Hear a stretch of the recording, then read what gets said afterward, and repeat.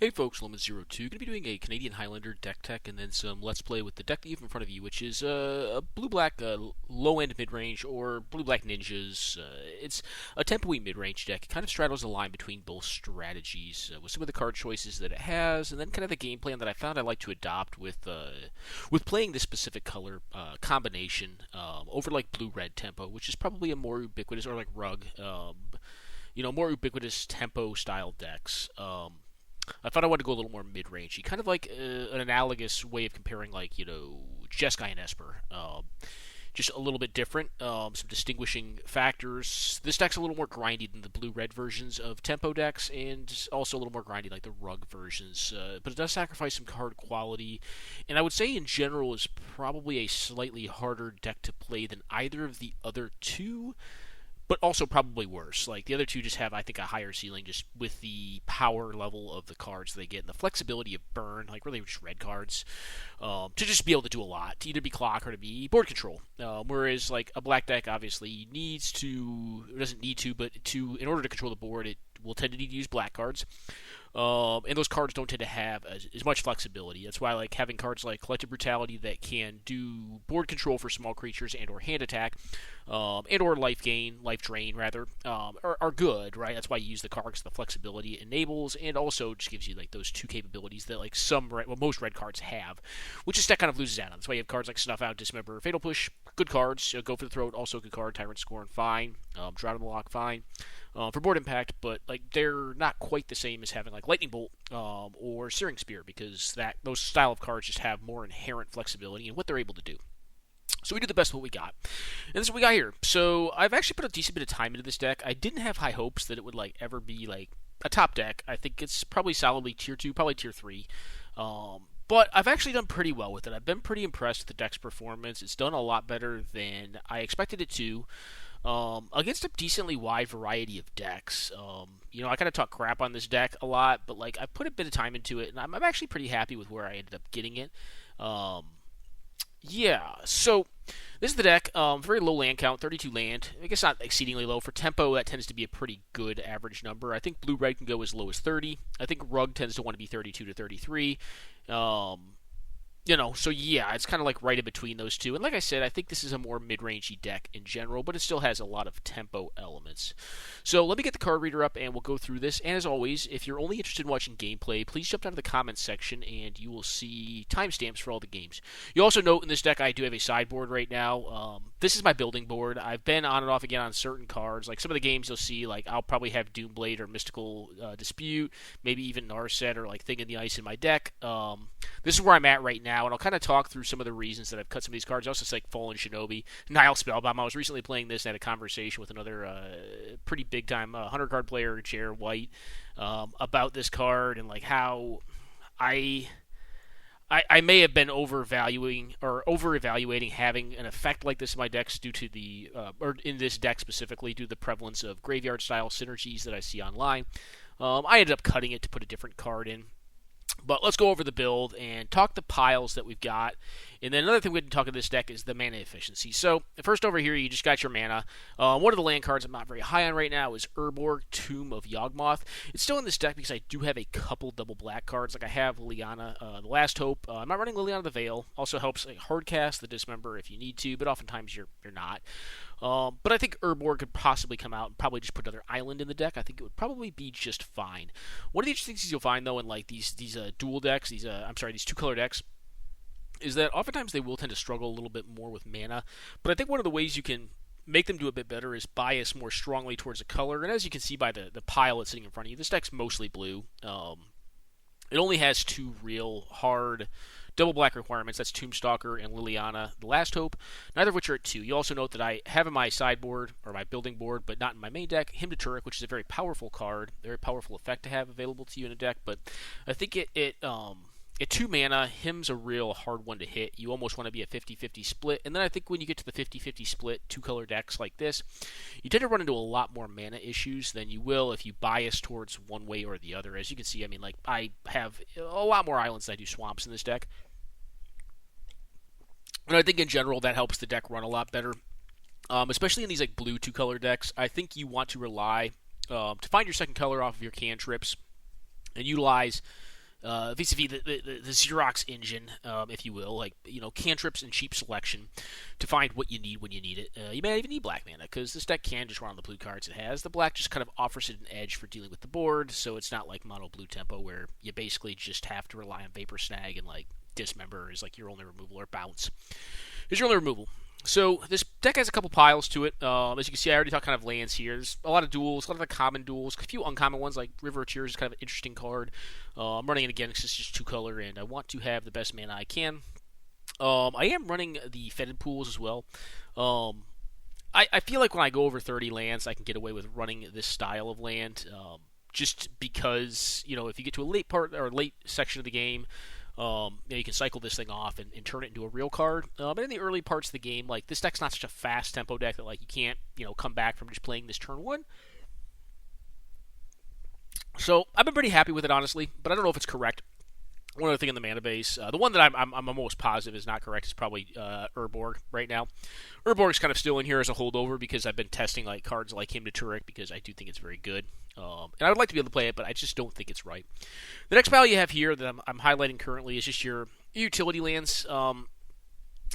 There's a couple different domains of utility lands. Like, you'll see like Creeping Tar Pits over here as a threat. Also card advantage, because anytime a land you have can produce mana and also become a threat, I tend to look at that as card advantage, serving 2 functions as 1 card. It's pretty strong in a longer game if you get more lands. The reason I put all of the blue-based fetch lands in this pile is because they find Mystic Sanctuary, which is, I think, in a deck that is this blue, almost a requisite. I tend to often find it's very challenging to play this in like 3-color mid-range decks.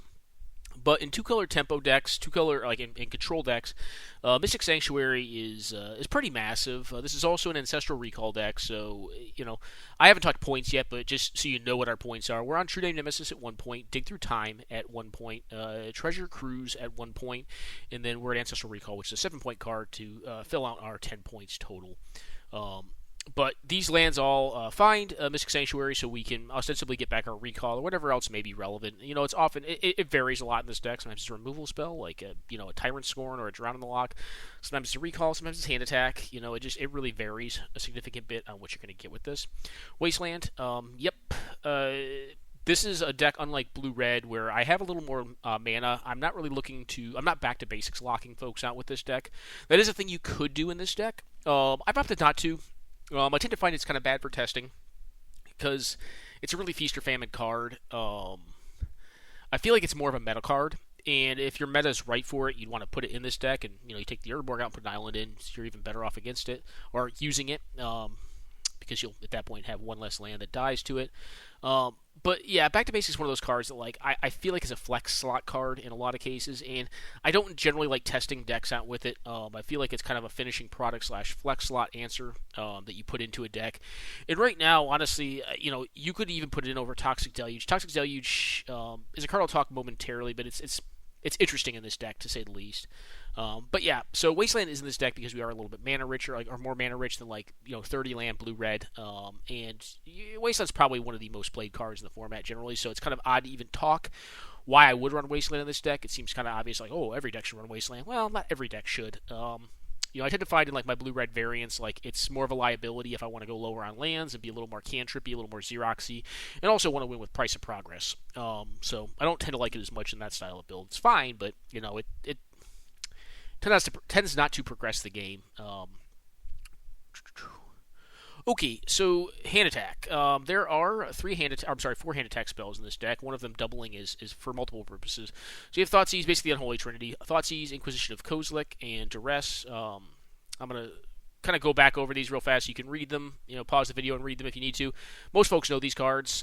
They're just kind of the premier hand attack of the format, maybe the game in general.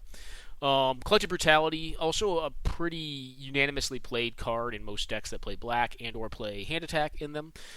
This card just kind of does everything. Very, very good card. You use it for all the different abilities on this because we do have a tempo aspect to our deck. The life drain can be relevant to kind of tempo folks out and kill them. Removing small threats like Deathrite Shamans is quite good. But then obviously hand attacking is not bad either. Alright, Toxic Deluge. One of the issues that I found with Blue-Red is that oddly enough, it struggled more, I thought, with the green decks, like the green hoof style decks.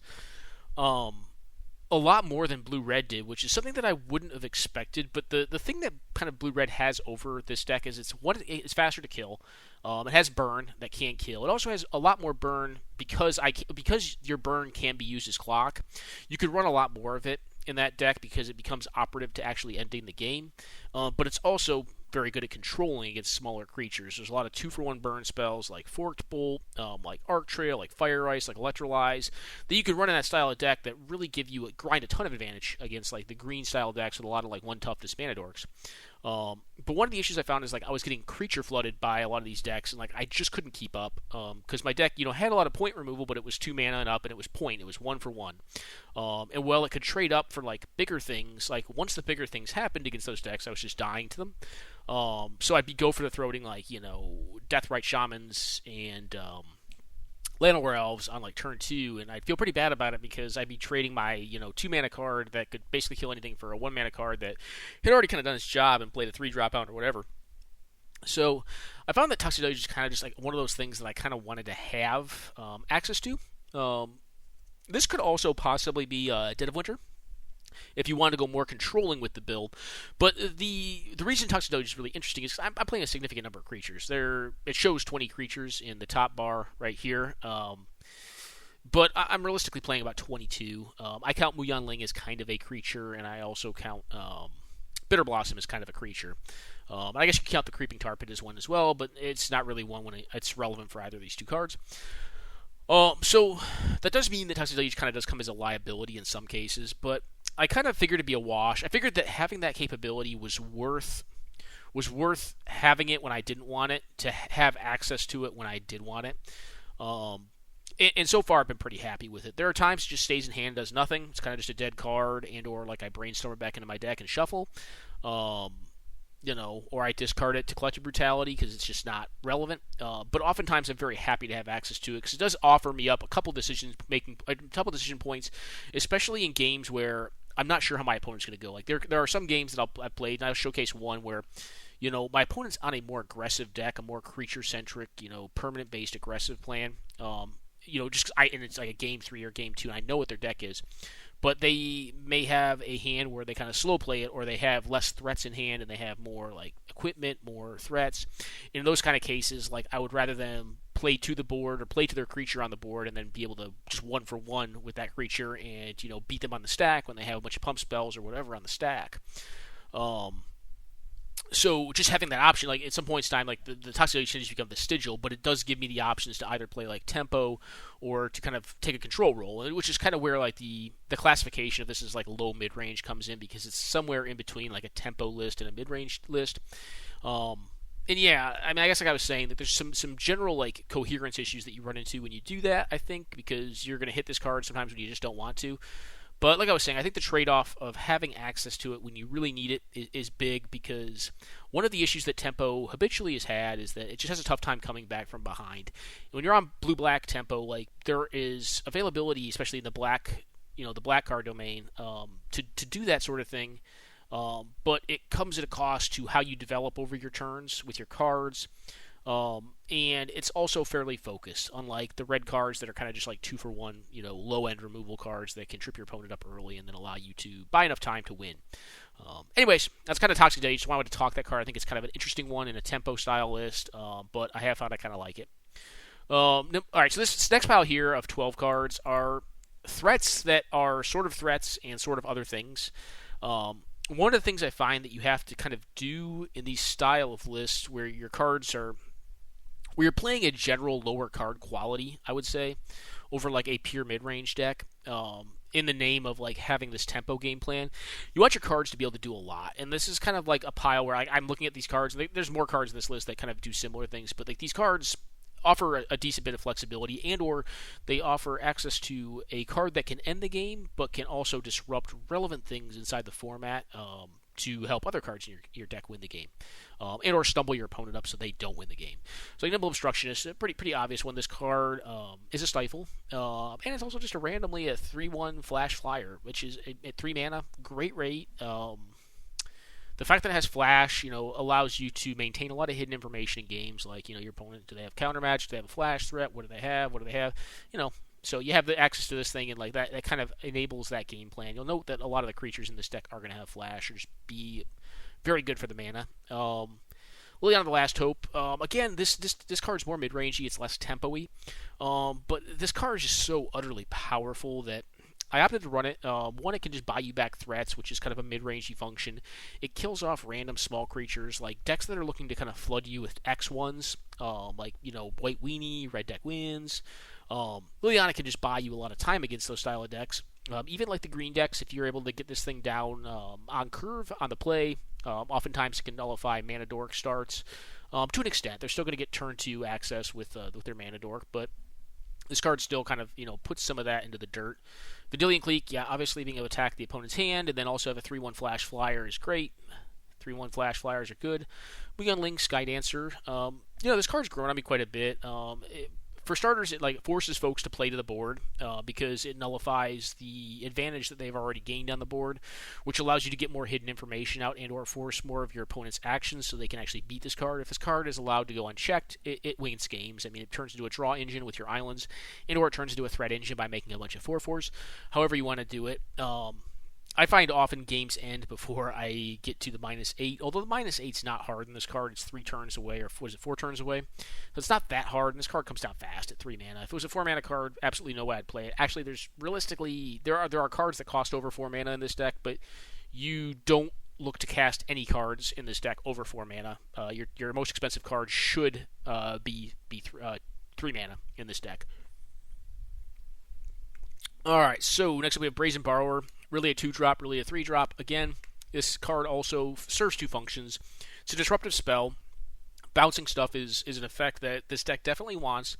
But oftentimes, when you are bouncing things, it comes at the cost of card advantage. On this card, you kind of nullify that because you get to bounce the thing for 2 mana. Generally buy a lot of time, and then play a 3-1 that can generally re-threaten that Planeswalker you bounced, or that, whatever you bounced. That more expensive spell you bounced. You name it. Just a really high-quality card. Alright, so Yuriko.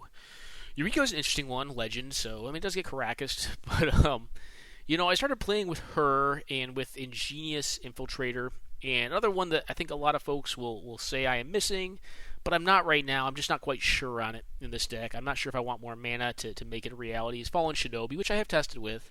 I'm just not quite sold on it yet. I think it's a little bit too much mana, but it's real good. It's just a really feast or famine card, and for me, I oftentimes find when I'm building these decks, I want my decks in general to be able to win more games by inches than a few games by miles. And I hope that makes sense. I feel like Fallen Shinobi is a win by miles card. You hit someone with it, and they're just fucked. They're out of the game. At that point, it's just alright, next game. Which makes it very, very powerful. But when it doesn't work on a deck like this specifically, again, it's why we're running Tuxedo. It's just very hard to come back from behind. So, when you do that, and they're just alright, removal spell, and you're tapped down at that point because you spent 4 mana, and we're a 32-land deck, so sometimes you have more than 4. Sometimes you have 6, 7 mana, but, sometimes you don't, and when you're on a tap out like that, it's just alright, I probably just lost the game because I, kicked my threat back to hand, I lost my 5-4, and now I'm here. I don't oftentimes find I need that effect. I feel oftentimes, if I'm in a position where I'm able to attack with my creatures, I've probably done a significant enough or good enough job at controlling what my opponent's up to, because I'm a tempo/aggro control deck, that I'm probably doing okay. And, cards like Yuriko and then Ingenious Infiltrator are 2-mana cards, which getting to 4 is reasonable, but I want to get to 4 and only spend 2 and then leave up my 2-mana interaction. My 2-mana removal spell, my 2-mana dig through time, my 2-mana counterspell, you name it. There's just a lot of 2-mana interaction this deck's running because, again, it's a 3 and under deck. And I kind of feel a little. I think it's a smarter call to shelve Fallen Shinobi for this specific build of the deck, and maybe test it in a different, bigger, more mid-rangey shell. Maybe more of a Spectre kind of shell. That goes up to 5 and 6 maybe. And has a little more of comeback from behind cards like Damnations and stuff like that. But yeah, so I'm not running that card. But these cards are in here because they are card draw. They're threats that also draw cards, and Yuriko just kills people because you do, life loss equal to Is it life loss? Yeah, loses life equal to the card's converted mana cost. So oof. If you hit a big enough card, you can just kill him outright. This can do what, like eight damage off of like a dig through time, which is not bad. 9 damage, I guess, because you do the one as well. Or actually 8 life loss, 1 damage. So which life loss can be relevant in some cases. All right. Baleful Strix card draw, great with the ninjas that are in the deck. Also just blocks really well. Like, just blocks stuff and things. Blocks green decks out. Blanks a Tarmogoyf. Just a good all-around card. Just cycles itself and presents a body that is normally an issue. Dark Confidant card draw. One of the things you'll note, like, I've had people call me, like, a mad lad or aggressive alpine skiing in these decks. A lot of folks are, like, really timorous about running Dark Confidant in their decks. Even decks that are running like Treasure Cruise and Dig Through Time and Tombstalker and, I think I'm running Gurmag Angler in this deck. And yeah, like, you can hit those cards. But generally, like, if you have this in play for 2 to 3 turns, you're probably not going to die to it. You'll probably take an average of like 5 to 6 damage off of it. But the fact that you're seeing that many additional cards and having that many additional options renders a lot of what your opponent would be doing to progress that same game plan moot and allows you to really cement position. I'm a big fan of Dark Confidant, even in decks that are running cards like Dig Through Time. I've run it in Gristlebrand decks, and there's a chance you could die to your big dumb card in there. But as long as you're doing it somewhat responsibly, like when I showcase this deck by like converted mana cost, I think it'll make Bob look a little more reasonable. There are a lot of big drops in the deck, like apparently big, like high CMC cards that operate as 1 to 2 mana spells essentially in the deck. So yeah, there is some risk associated with this card, but I think in the volume of matchups that Bob is highly relevant in, I think it's definitely worth it. And I've never been really upset to have a Dark Confidant. On the matchups where it's not that relevant, just throw it under the bus, throw it out there, let it block for a turn, trade off with like a Goblin Guide or a Jackal Pup, and go on about your life. Speaking of those style of decks, Darklands Paragon. So Darklands Paragon is a threat. It's a good flash threat. Also something good that can ninjutsu. But the coolest thing about Darklands Paragon is that it's basically a it's basically a Lightning Helix for black-blue, for black decks. Which is why I'm running it in this deck, because historically black and blue-black has had a little difficult time with like burn, with really hyper-aggressive strategies that attack your life points directly because you're a tiny bit slower than they are, you're slower than they are, and you don't have a lot of life link, you don't have a lot of life gain. So you have cards like Collective Brutality, Blacklands Paragon, and not many else. I mean, you can play cards like Vampire Nighthawk, Aetherborn, Gifted Aetherborn. Those cards aren't great on their own. I think Blacklands is just slightly better than those. It does more damage as well. It also plays at flash speeds, so, I mean, it's 1 black as well, which is also not irrelevant in a deck that wants to be more blue. I've been really happy with this card. This card's punched a lot harder than I expected it to. I've definitely been happy with it against like Hoof and stuff like that. Like, just done good work. Snapcaster Mage, just great card. You should play this in almost every blue deck that you are running that has spells in it. DRS, not at its best in this deck, but I've been pretty happy with this card. It's real good at like getting rid of flashback targets out of opponents' graveyards, just chipping up and doing incremental damage. I also kind of like running it in these style of like mid-rangey tempo decks where like fetch lands, you don't have as many fetch lands as you would in a 3 to 4 color deck. But you have enough where, that 1 mana ramp on turn 1 or turn 2 is going to be pretty nice because, like most tempo decks, we're looking to 2-spell. We're looking to play threat and then play interaction on their turn or on our own turn to safeguard our threats, kind of do a Protect the Queen style strategy. So I've been really happy with DRS, and it's one of those cards that, like, like people are like, oh, it's a, it's a blue card, right? Like, it kind of is a blue card. Wasn't printed in blue, but it enables a lot of blue nonsense.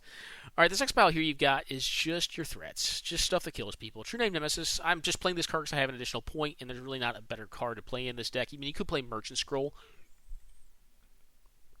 but Merchant Scroll is really slow to get Ancestral Recall, or Dig Through Time, or Force of Will, or Force Negation. Really slow. More of a control card, and I think True Name just does a little bit more. I mean, it's really good with the ninjutsu kind of stuff. It can brick wall some aggro decks, kind of gives you a little bit of range there. And it's also just a fine threat, like a 3/1 for 3 mana that basically is just going to kill people. Is not bad. It's also really good at dealing with planeswalkers, kind of, matches up well with our flash flyers and with our creeping tar pit to eliminate annoying walkers. So yeah, there's that. Tombstalker. Alright, so yeah, Tombstalker Flying Delve. Just huge. Very cheap, huge. We put a lot of cards in the bin. We're playing almost every cantrip that I think you can reasonably play in this style of deck. There's a couple I'm not, and I'll talk those when we get to the trips pile.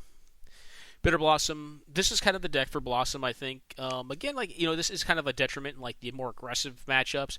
Real good against mid-range, real good against control. Kind of decent in the tempo mirrors, depending on where the game state's at. It's even fine against aggro if you get down early enough and you're able to trade with their X1s. You want to use it as a black force field against them and just trade off with actual cards with your tokens, which oftentimes comes basically life gain. Rattle Chains, again, just a pure threat. Just a flash, 2/1 flyer. Not a great card. It does have hexproof the turn it comes in, although it does stack. This card's just fine. It's nothing great, but I kind of found I liked, this guy and this guy right here, which are essentially the same card. I mean, this Dimensional Infiltrator can flip back to hand if you reveal, I believe, a land, right? Yeah, you can exile their top card if it's a land. You get them. Also, randomly can stop Mystical Tutor. Or Personal Tutor or Imp Seal, those kind of cards, top tutors, which is kind of neat. But yeah, these cards are just fine. They're very cheap. They are evasive to power attackers that work well with my sub-theme in ninjas. They also kind of just work as sometimes Doom Blades too. So, I mean, they could almost go into the other utility / threat pile over here. Sometimes you just Doom Blade folks with them. Very Vandal. This card actually gets out of hand relatively quick. 2 mana, 1/2 flash flyer is not great, but whenever you draw your second card on each turn, put a +1/+1 counter on the Fairy Vandal. You draw a lot of cards in this style of deck. You have a lot of redraws in the deck, whether it be just a Recall, Gataxian Probe, Brainstorm, Mental Note. You name it. There's a ton of cards that kind of just do that or have that effect, or your ninjas actually hitting people, just putting counters on your own stuff. Kind of nice too.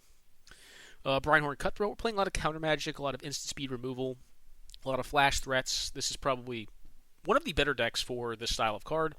It's pretty good in blue-red too, but I think it may be better in this deck just because I have a ton more flash threats. Gurbang Angler, just a huge fish, just a big fish, kills people dead. Just 5 power, for 1 mana, pretty good. Terramander, also quite good. Does kind of work at odds with some of the Delve cards that we have in the deck. But oftentimes I find you can kind of sequence up your draws so that if you're going for one plan, you can go for it. If you don't want to go for that one plan, whether it be Terramander, in this, not in this deck, but in some cases Cryptic Serpent, you can not take Delve cards out of your library to cast. Delver of Secrets, just fine. Just a 3/2 flyer for 1. This card doesn't probably need much said for it. I mean, it's ubiquitous in almost every Eternal format that exists. Then Creeping Tizzle, just a good land. Does come into play tapped, which does represent some sort of tempo loss, but I think having access to this land is just really strong in this deck. I think it helps win a lot more games than the problems that it can create being a tapped land. Dig Through Time, yeah, just probably the best Delve spell ever printed. I have to really think on that. Yeah, it probably is. It's really good. I mean, both the best Delve spells are in this deck. It's Dig Through Time and Treasure Cruise. I think the only Delve threat we're not playing, we're not playing Hoots Magoots because we're not in green. Hooting Mandrill, sorry about that. 4/4 Delve, Trample. 4 and a green, you can Delve, obviously, the 4 away. We're also not playing Tassiger. Tassiger's not in this deck. Card's a little too mid-rangey. It obviously dies to Caracas. And I also have a ton of Delve in the deck, so I didn't feel like I needed another Delve card. Actually, right now we're on, Dig Through Time. Let's just do a quick count so you guys can kind of see where I'm at. I haven't found it to be an issue, to be honest with you, even though there's a lot of it in here. I think this is it. Yeah, and Logic Knot. Logic Knot's also a Delve spell. I think that is my Delve count right now. Which is a bit, you don't want to over-delve in these decks, but, as we get into the trips, like I was saying, you'll see, we have a lot of cantrips, which means a lot of cards are going to go to the bin, and then we're also on the Thought Scour, which, is self-mill, and Mental Note, which is also self-mill, to kind of help enable that plan, to make sure that we're not running out of cards, as it were. So yeah, anyways, that's the threats pile, guys. We're going to go into the card draw / selection pile next. You have Jace Friend's Prodigy in a lot of blue decks. specifically in this deck, for the bounce spells, for the removal spells, for the hand attack, and then for the card draw, to get that back, and then also to kind of filter out and smooth out your the formative stages of the game to the mid game. Treasure Cruise and Dig Through Time, just pointed cards, draw 3 cards for 1 mana at sorcery speed. I say 1 mana, it's an 8 mana spell, but you're delving it most of the time. Dig, yeah. This one I tend to delve all the way, less depending on the game state, just due to the fact that it is instant speed, and if you're playing against a non-instant speed deck, you can just tap your mana on their EOT if you don't need to react to anything important. Yeah, Impulse. This card could also possibly come out of the deck. I tend to still find I like the selection that Impulse offers, but you could put in a more tempo or board impacting card to replace this. A couple that have come to mind that I've kind of tested on and off with are a Doomblade and Mystical Dispute. I've been testing these cards. It's weird to say that I take out card draw to replace it with Doomblade and Mystical Dispute, but I'm not quite sold on doing that yet. I've tested. You'll see a couple games where I play test with Doomblade and with Mystical Dispute over Impulse. Impulse is really good. It's just really good. It's a lot of cards to see, and it just kind of helps smooth things out. And because I'm running cards like Toxic Deluge, where their power level when I need them is very high, being able to kind of look for those options is kind of nice. Charter Course, we're an attacking deck, so this is a draw 2. Also, if you're not drawing 2 with it, you can also just set up your delve very easily with it because you're able to bin after getting through some cards. Gush is right at home in tempo decks and low curve mid-range decks. This card is, in a lot of cases, honestly almost better than Ancestral Recall in this deck because you're a lower land count. Being able to use this card to make mana on the turn that you use it is very relevant, highly relevant, especially given the fact that you're also making cards with it as well. Thought Scour, kind of already talked this, kind of like a higher synergy, less widely used cantrip in the format, but in this style of deck where Delve is very relevant, and you definitely want to have access to it. You love playing it. Sleight of Hand, just a good cantrip. Serum Vision's a fine cantrip, a little bit less so in the longer games, but in the early to mid game, this card's quite powerful. Preordain, same thing, just great card. You play it in almost every blue deck. Ponder, same thing, almost every blue deck. And sorry for the textless version. This, if you're not familiar, this is a blue sorcery. Look at the top 3 cards, put them back in any order, then draw a card, then shuffle your library. Correction. Look at the top 3 cards of your deck, put them back in any order. At this point, you may shuffle your library, draw a card. And if you shuffle your library, you still draw the card. If you don't, you obviously still draw the card. So just variance control, very powerful. Opt, fine. Mental Note, again, build up the graveyard. Brainstorm, most powerful cantrip probably ever printed. Ancestral Recall, I wouldn't really call this it is a cantrip, but this is, if you want to call this cantrip, this is the most powerful cantrip ever printed, but it's my 7-pointer. It's also one of the key cards, kind of the signature cards of this style of archetype, this strategy. Some other versions of Tempo will run Time Walk as well. I tend to like Ancestral better because I find that I tend to like resources more than I like looking for, in this style of build specifically, than I like just time walking to get 2 attack steps in. I feel like Ancestral has a little more range to it in game states where you're either behind or ahead, to either cement an ahead position or to get you back from behind.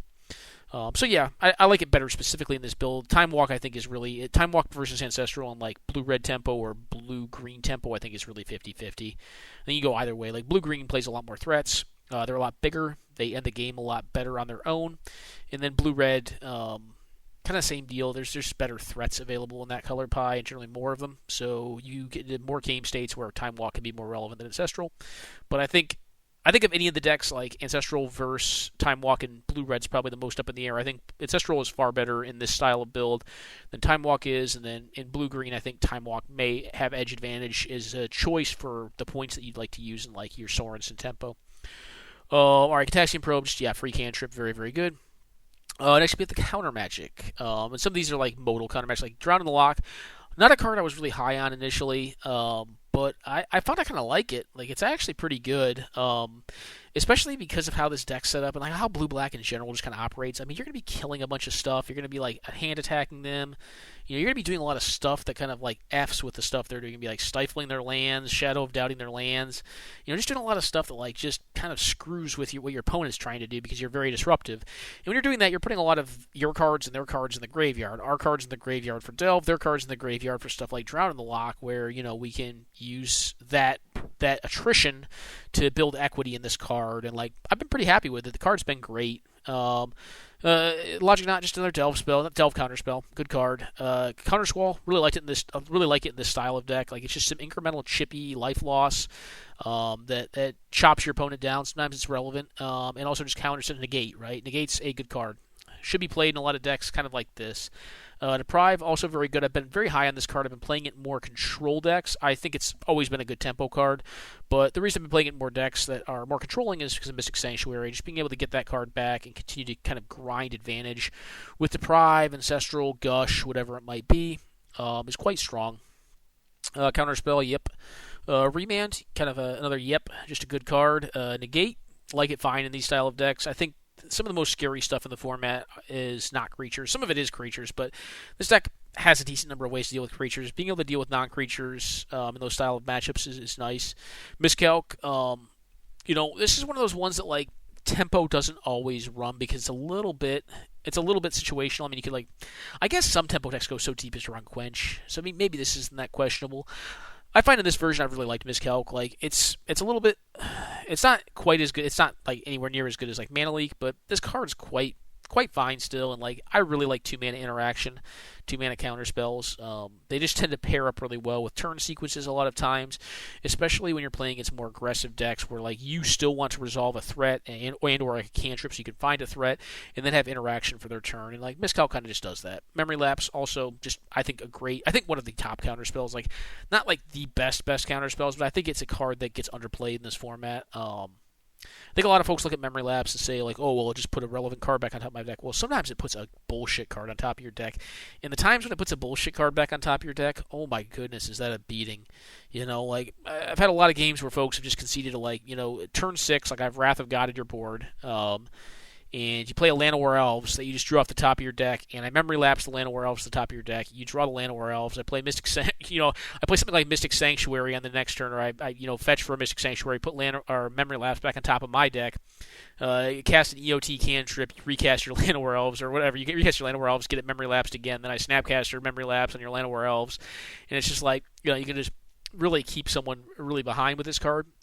So like, it's a card that like really cements positions when you're ahead.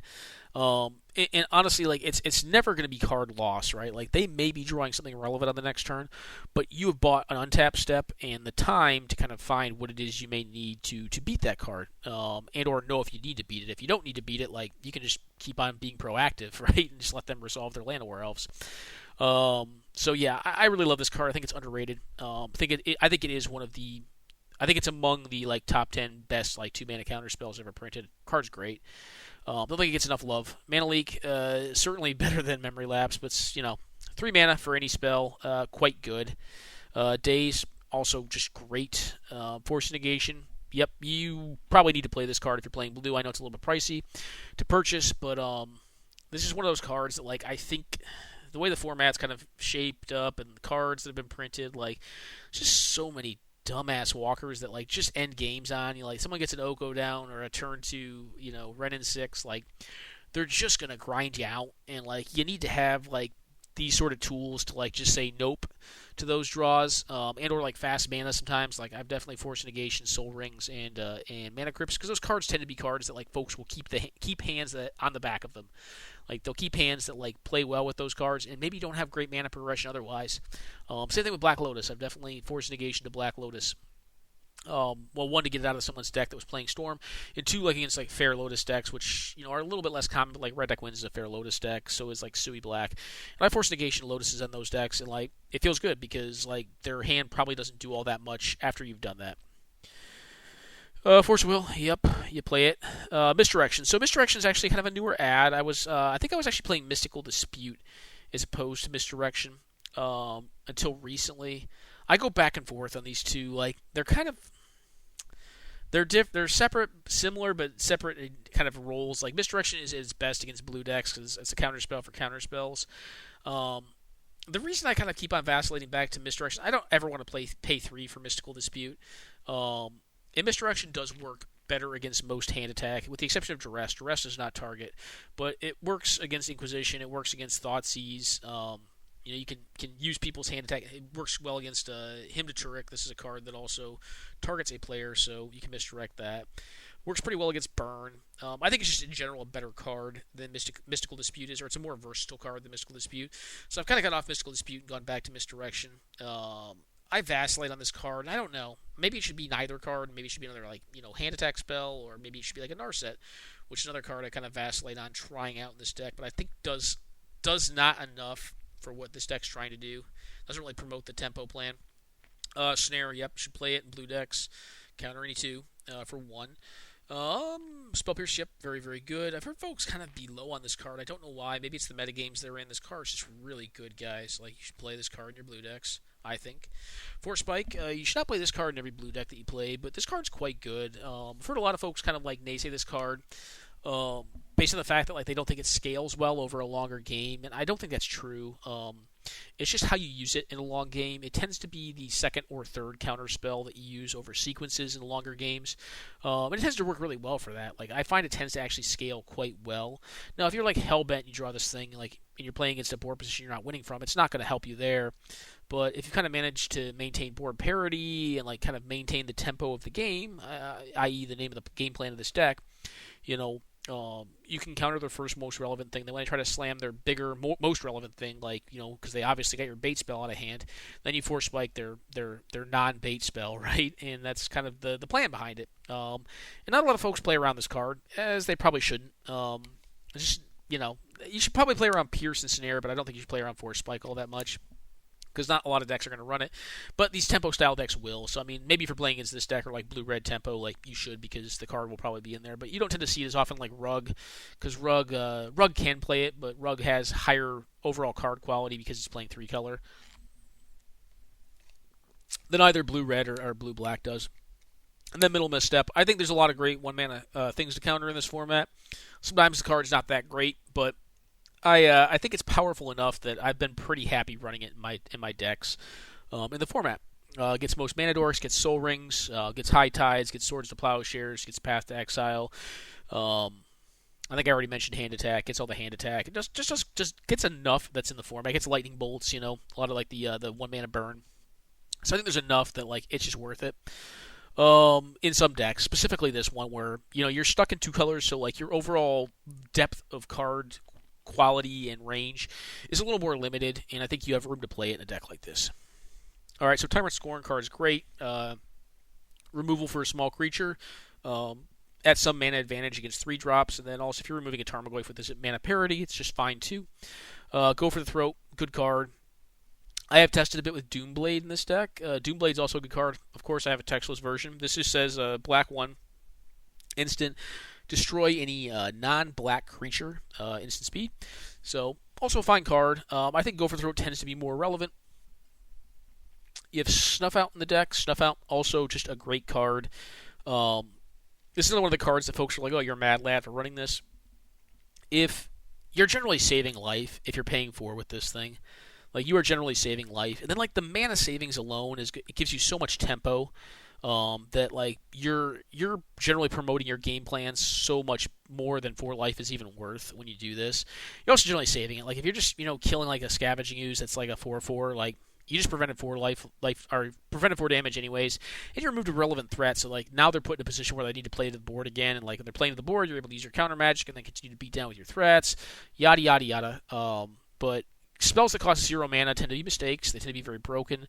In the case of Snuff Out, I think it is well worth it. Sometimes you're going to eat a bunch of lightning bolts and die when you're playing a card like this, but I think more often than not, you're going to be happy for having a card like this in the deck, and or it's just going to save you life over time.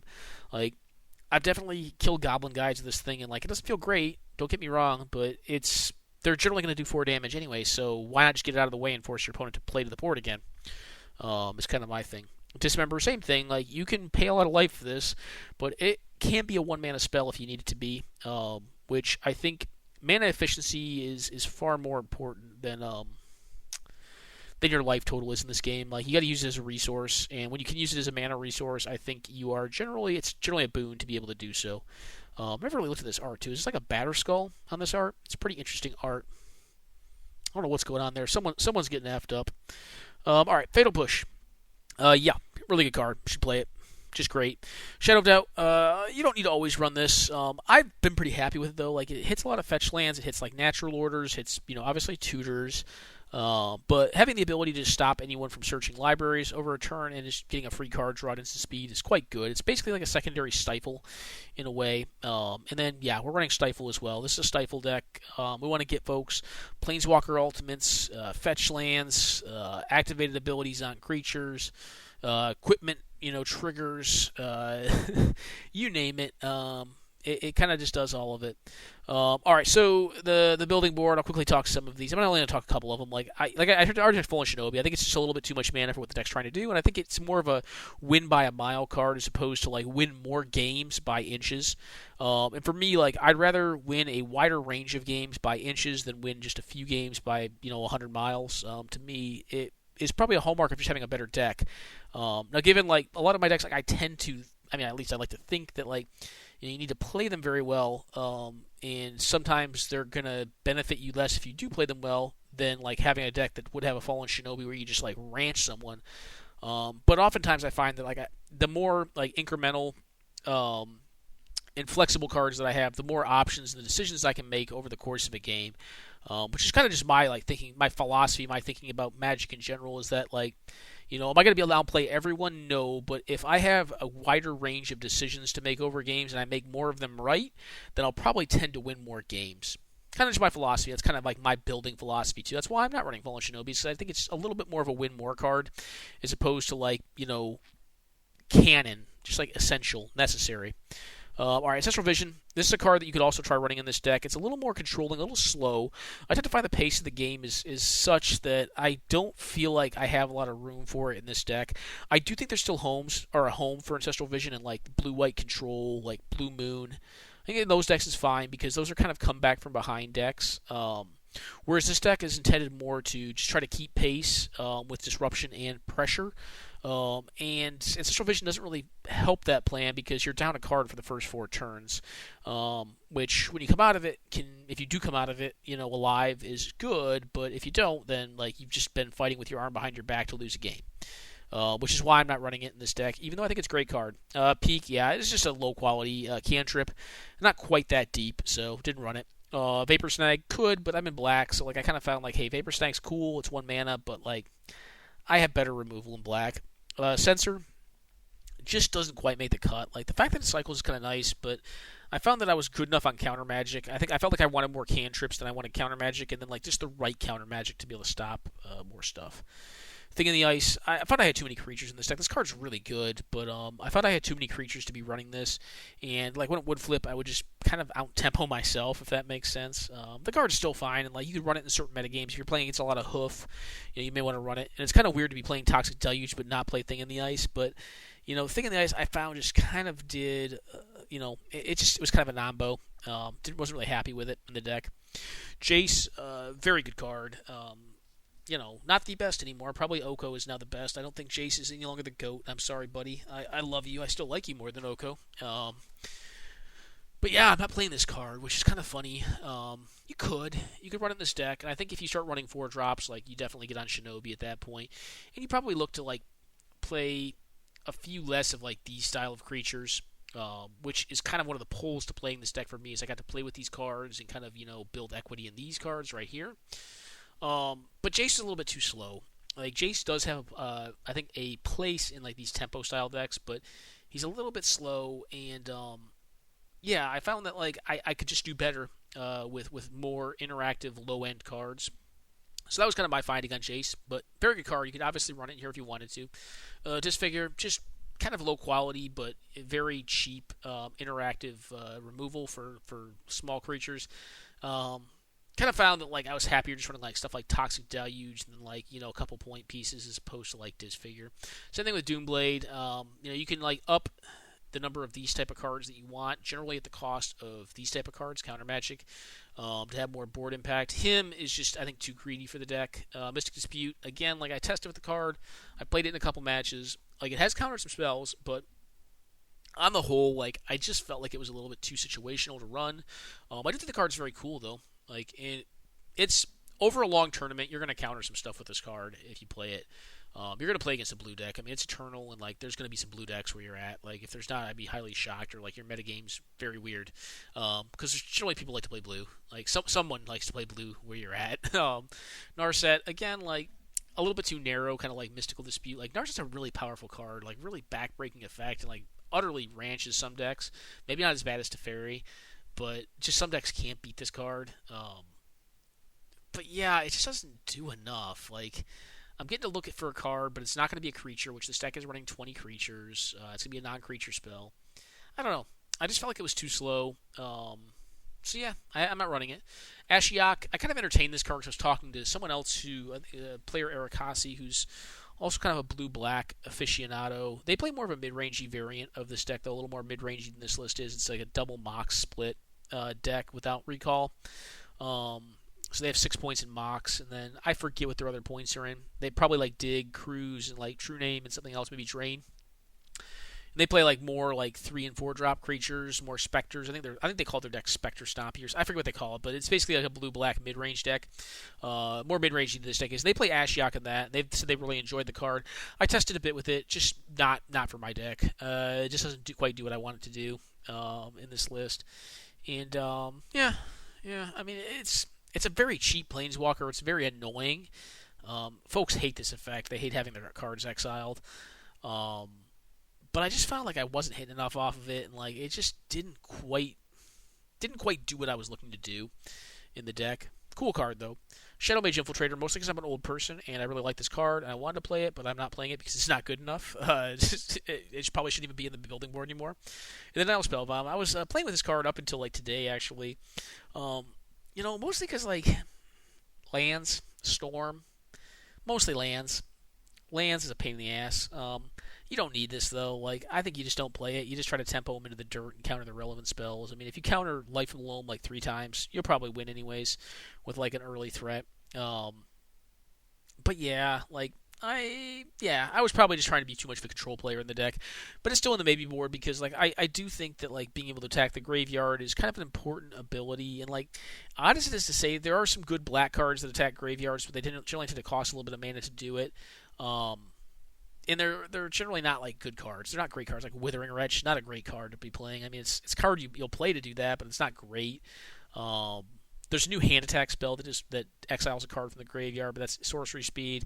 You have Deathrite Shaman to kind of get lands out of the bin, which is why one of the big reasons I'm playing this card is not just because it's mana ramp to get to 2-spell territory, but because it does remove lands, and it can also remove sorceries from bins, which I find is an effect that I tend to want in a deck that doesn't have a ton of graveyard interaction.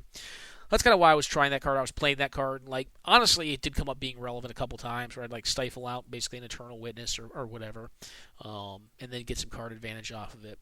So, anyways, guys, that is my build of blue-black ninjas. Let me know what you think in the comments or anything you think I missed. I talked through some of the cards that like may seem contentious for like not running them, specifically highlighting Jace here because Jace just seems like pretty much a rock star and a starter in almost all blue decks like this, but. Yeah, I find he's a little bit too pricey. Before we move on, what I'm going to do is this, just so you can kind of see the deck in its mana curve, because its mana curve is almost negligible. I'm going to put zeros and ones all in the one pile. There's a lot of zeros. Now, they're not zeros for purposes of Bob or Dark Confidant, but they're effectively zeros. Let me go here. So this is kind of the mana curve of this deck. It's, again, very low. You're a 2-drop. You are a 1-drop. This is essentially a 2-drop. It's 2/3 drop. Force Negation is a 0-drop. And there you go. This is this deck. So this deck is very mana efficient. Actually, you go down here. You're a 0 mana card. So you basically have mostly 0, 1, 2 drops, and then a couple actual committed 3 drops in the deck. Otherwise, just very, very, very cheap, very kind of flexible, fast. just quick on its toes, kind of tempo-y mid-range deck. I call it low mid-range again because it does kind of have some cards that serve both roles for like tempo and then like more grinding, kind of like your Leon of the Last Hope and your Toxic Deluge. But I really wanted to keep it kind of low to the ground so that I had more decisions, more time, and more access through my mana to make relevant decisions as to whether I wanted to try to grind or I wanted to try to just kind of dirt someone out with tempo cards. So yeah, that's the list. It's actually done decently well, and now we're going to cover some gameplay with it. So I'm going to go on a quick pause, guys. Probably grab some coffee or something, and I'll be right back, and we'll cover the games that we're going to look at for this deck. All right, guys, got my coffee, and let's get started with some of this gameplay.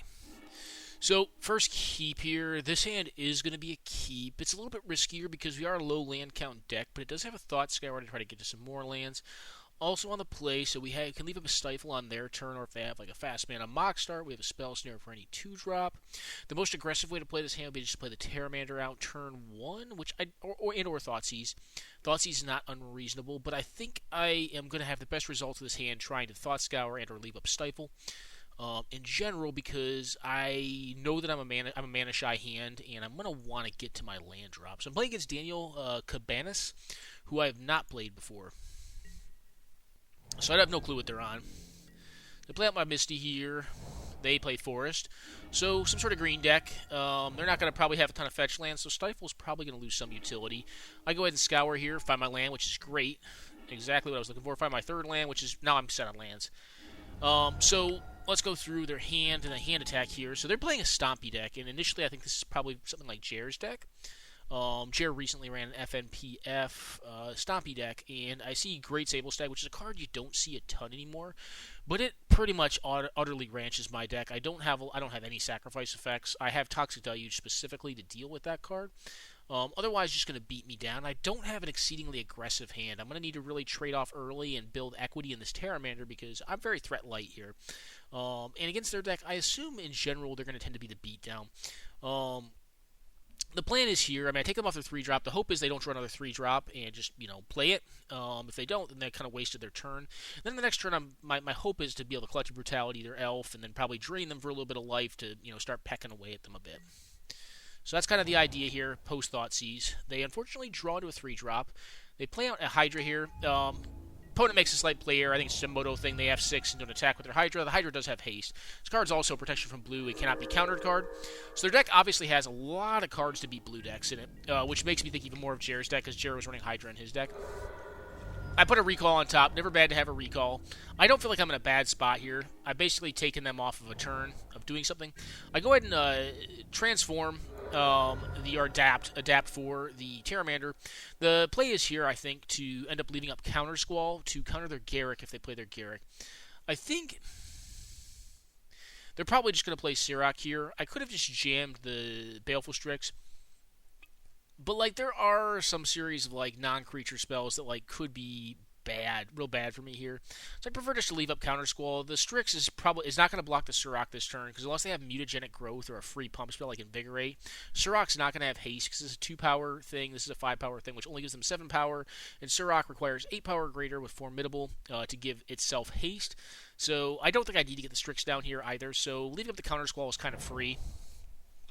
They do have the 4th land drop, which is good for them. They get to play out their Sirach, but it can't attack this turn, so I get Dome for 2 down to 12. But remember, I'm on a pretty significant clock here, too. I find a land. I probably should have waited to play that land post-draw. Brazen Borrower, very welcome here. Good card. Hit him down to 7, and now the hope is, any non-creature spell they cast, I'm just going to Counter Squall. It's not likely they drew... they could have drawn a 5th land, in which case they can play a non-creature spell, like a 1-mana non-creature spell plus Garruk. But basically, anything that's non-creature, I want to counter here. They do play a Rancor on their Mistcutter. So I just go ahead and Counter Squall here. I think they would have been best off actually playing it on Sirach. Because assuming I don't have a counter, if it's on Sirach, I'm going to block with the Baleful Strix, but they'll get through for 6, plus 2, 8 damage down to 2, which ostensibly leaves them alive at 2 life here. As it were, I had Brazen Borrower, I had Counter Squall. I could have played out the true name the turn prior, but I kind of wanted to leave up Squall so that I could kill them with the onboard card that I had by putting them down to 5. So that ends up panning out here. I managed to get them, despite having a deck that looks like it's going to be kind of challenging for a blue and black deck when they have cards like Mistcutter Hydra and Great Sable Stag. I assume they're playing stuff like Phantom Centaur. You know, they could be on Phantom Centaur. That's pretty deep, but Witch Stalker. Like, there's a lot of cards that, like, in green that if you want to build not to have your spell, like, Thrun, like, if you want to play your cards not to get countered, it's not hard to do. There's a lot of them out there. And it looks like that's kind of the deck that they're on. It's a little bit less medium green and more stompy, but it's somewhere in between. It's kind of like a medium green deck. Anyways, guys, quick pause. We'll be back momentarily for the next game in this set.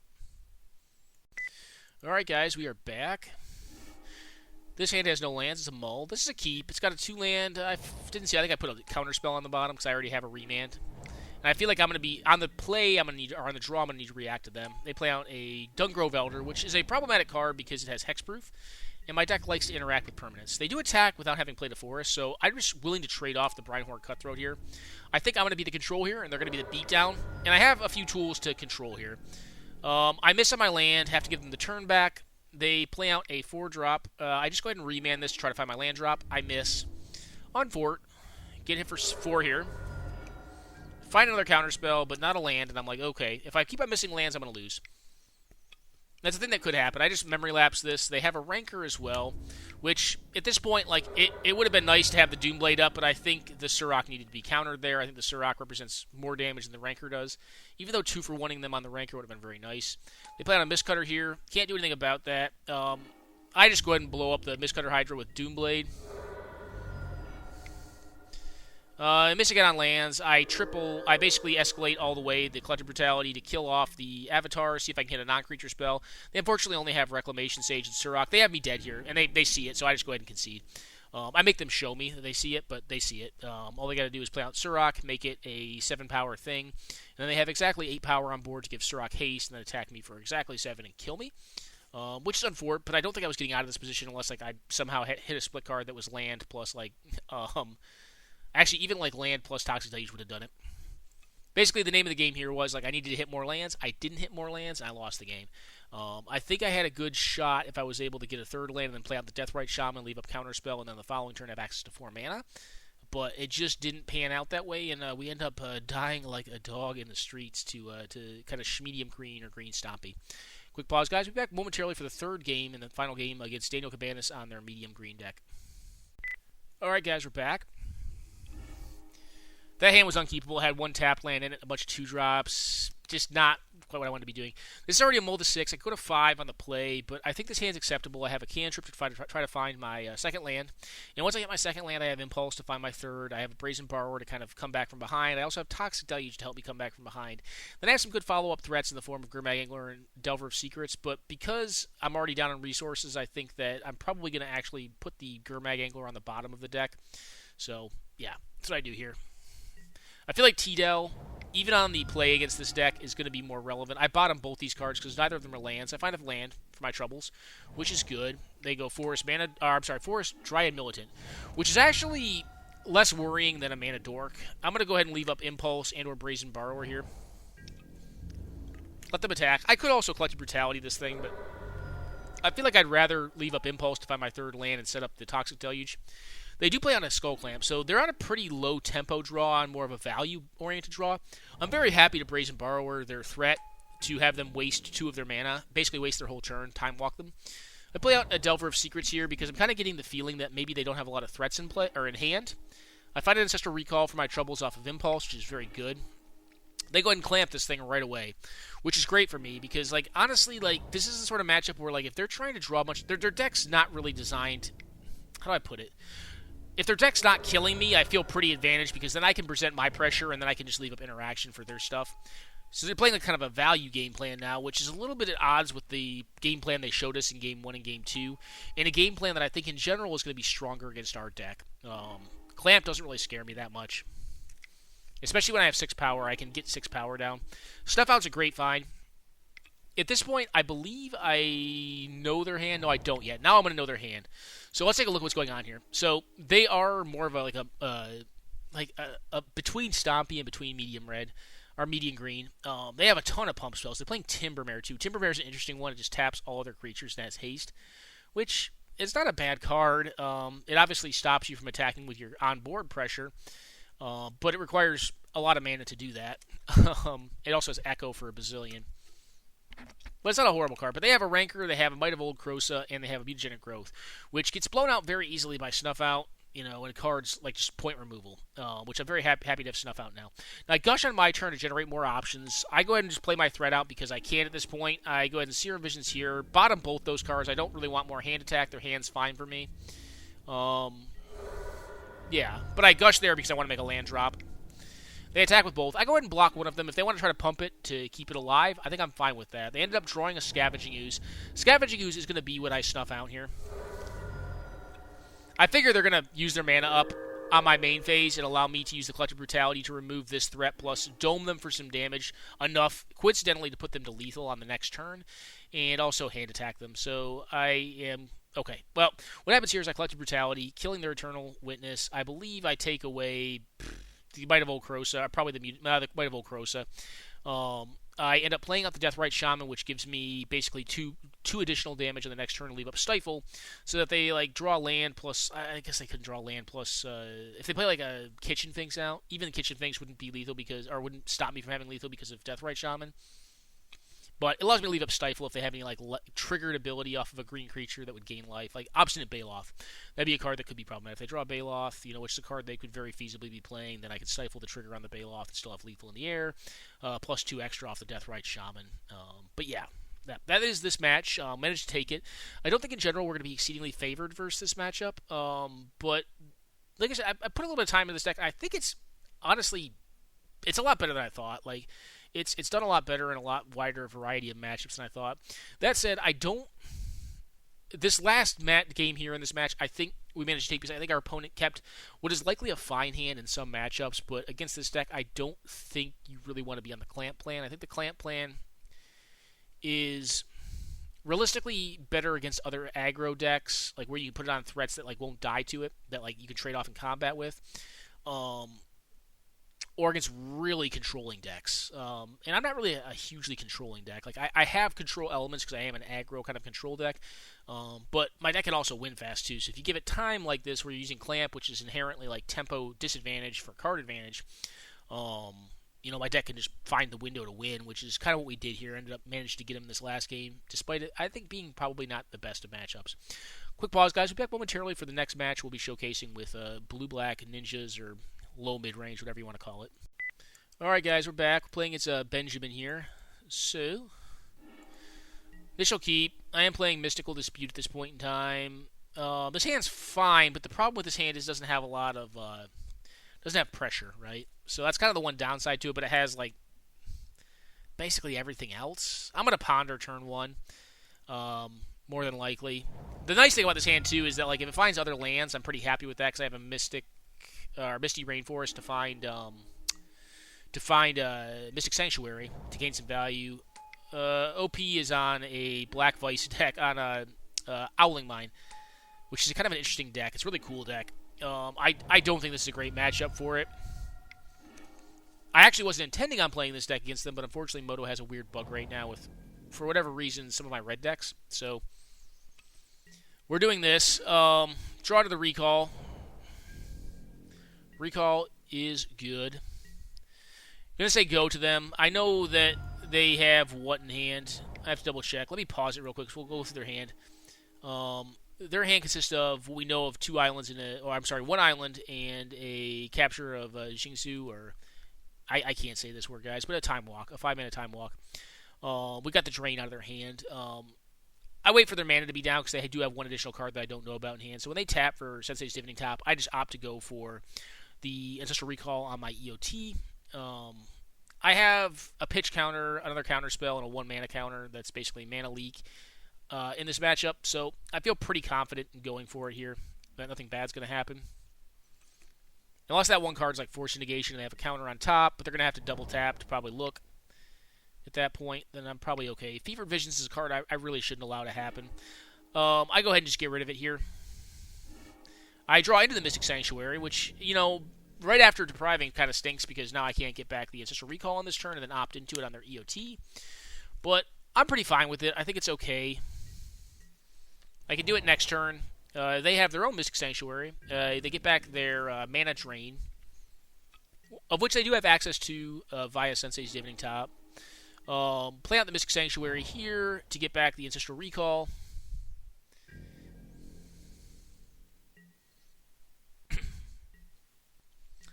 So I do make a minor misplay on this turn. I know that they have Time Walk plus Capture in hand. What I wanted to actually do here, guys... Oh, actually, never mind. No, this is the next turn that I make the misplay. So I opt here, CD Ancestral, put it in my hand. Draw to a Swamp. Play the Swamp out because I'd like to be able to Vendilion Click plus Ancestral Recall plus Mystical Dispute. They go ahead and look with top.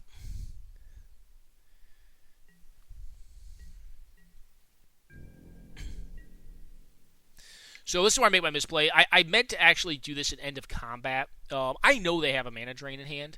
So I think what the best play here is to end of combat, not their second main phase, but end of combat, go for an Ancestral, or go for this Vendilion Click.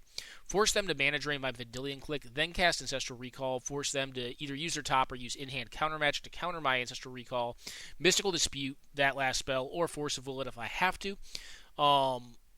And go about our lives, because this way, like, the Mana Drain mana is going to go in their pool on their second main phase, and they're going to have most of their blue mana tap, which means they're going to be less likely to be able to do anything relevant with it.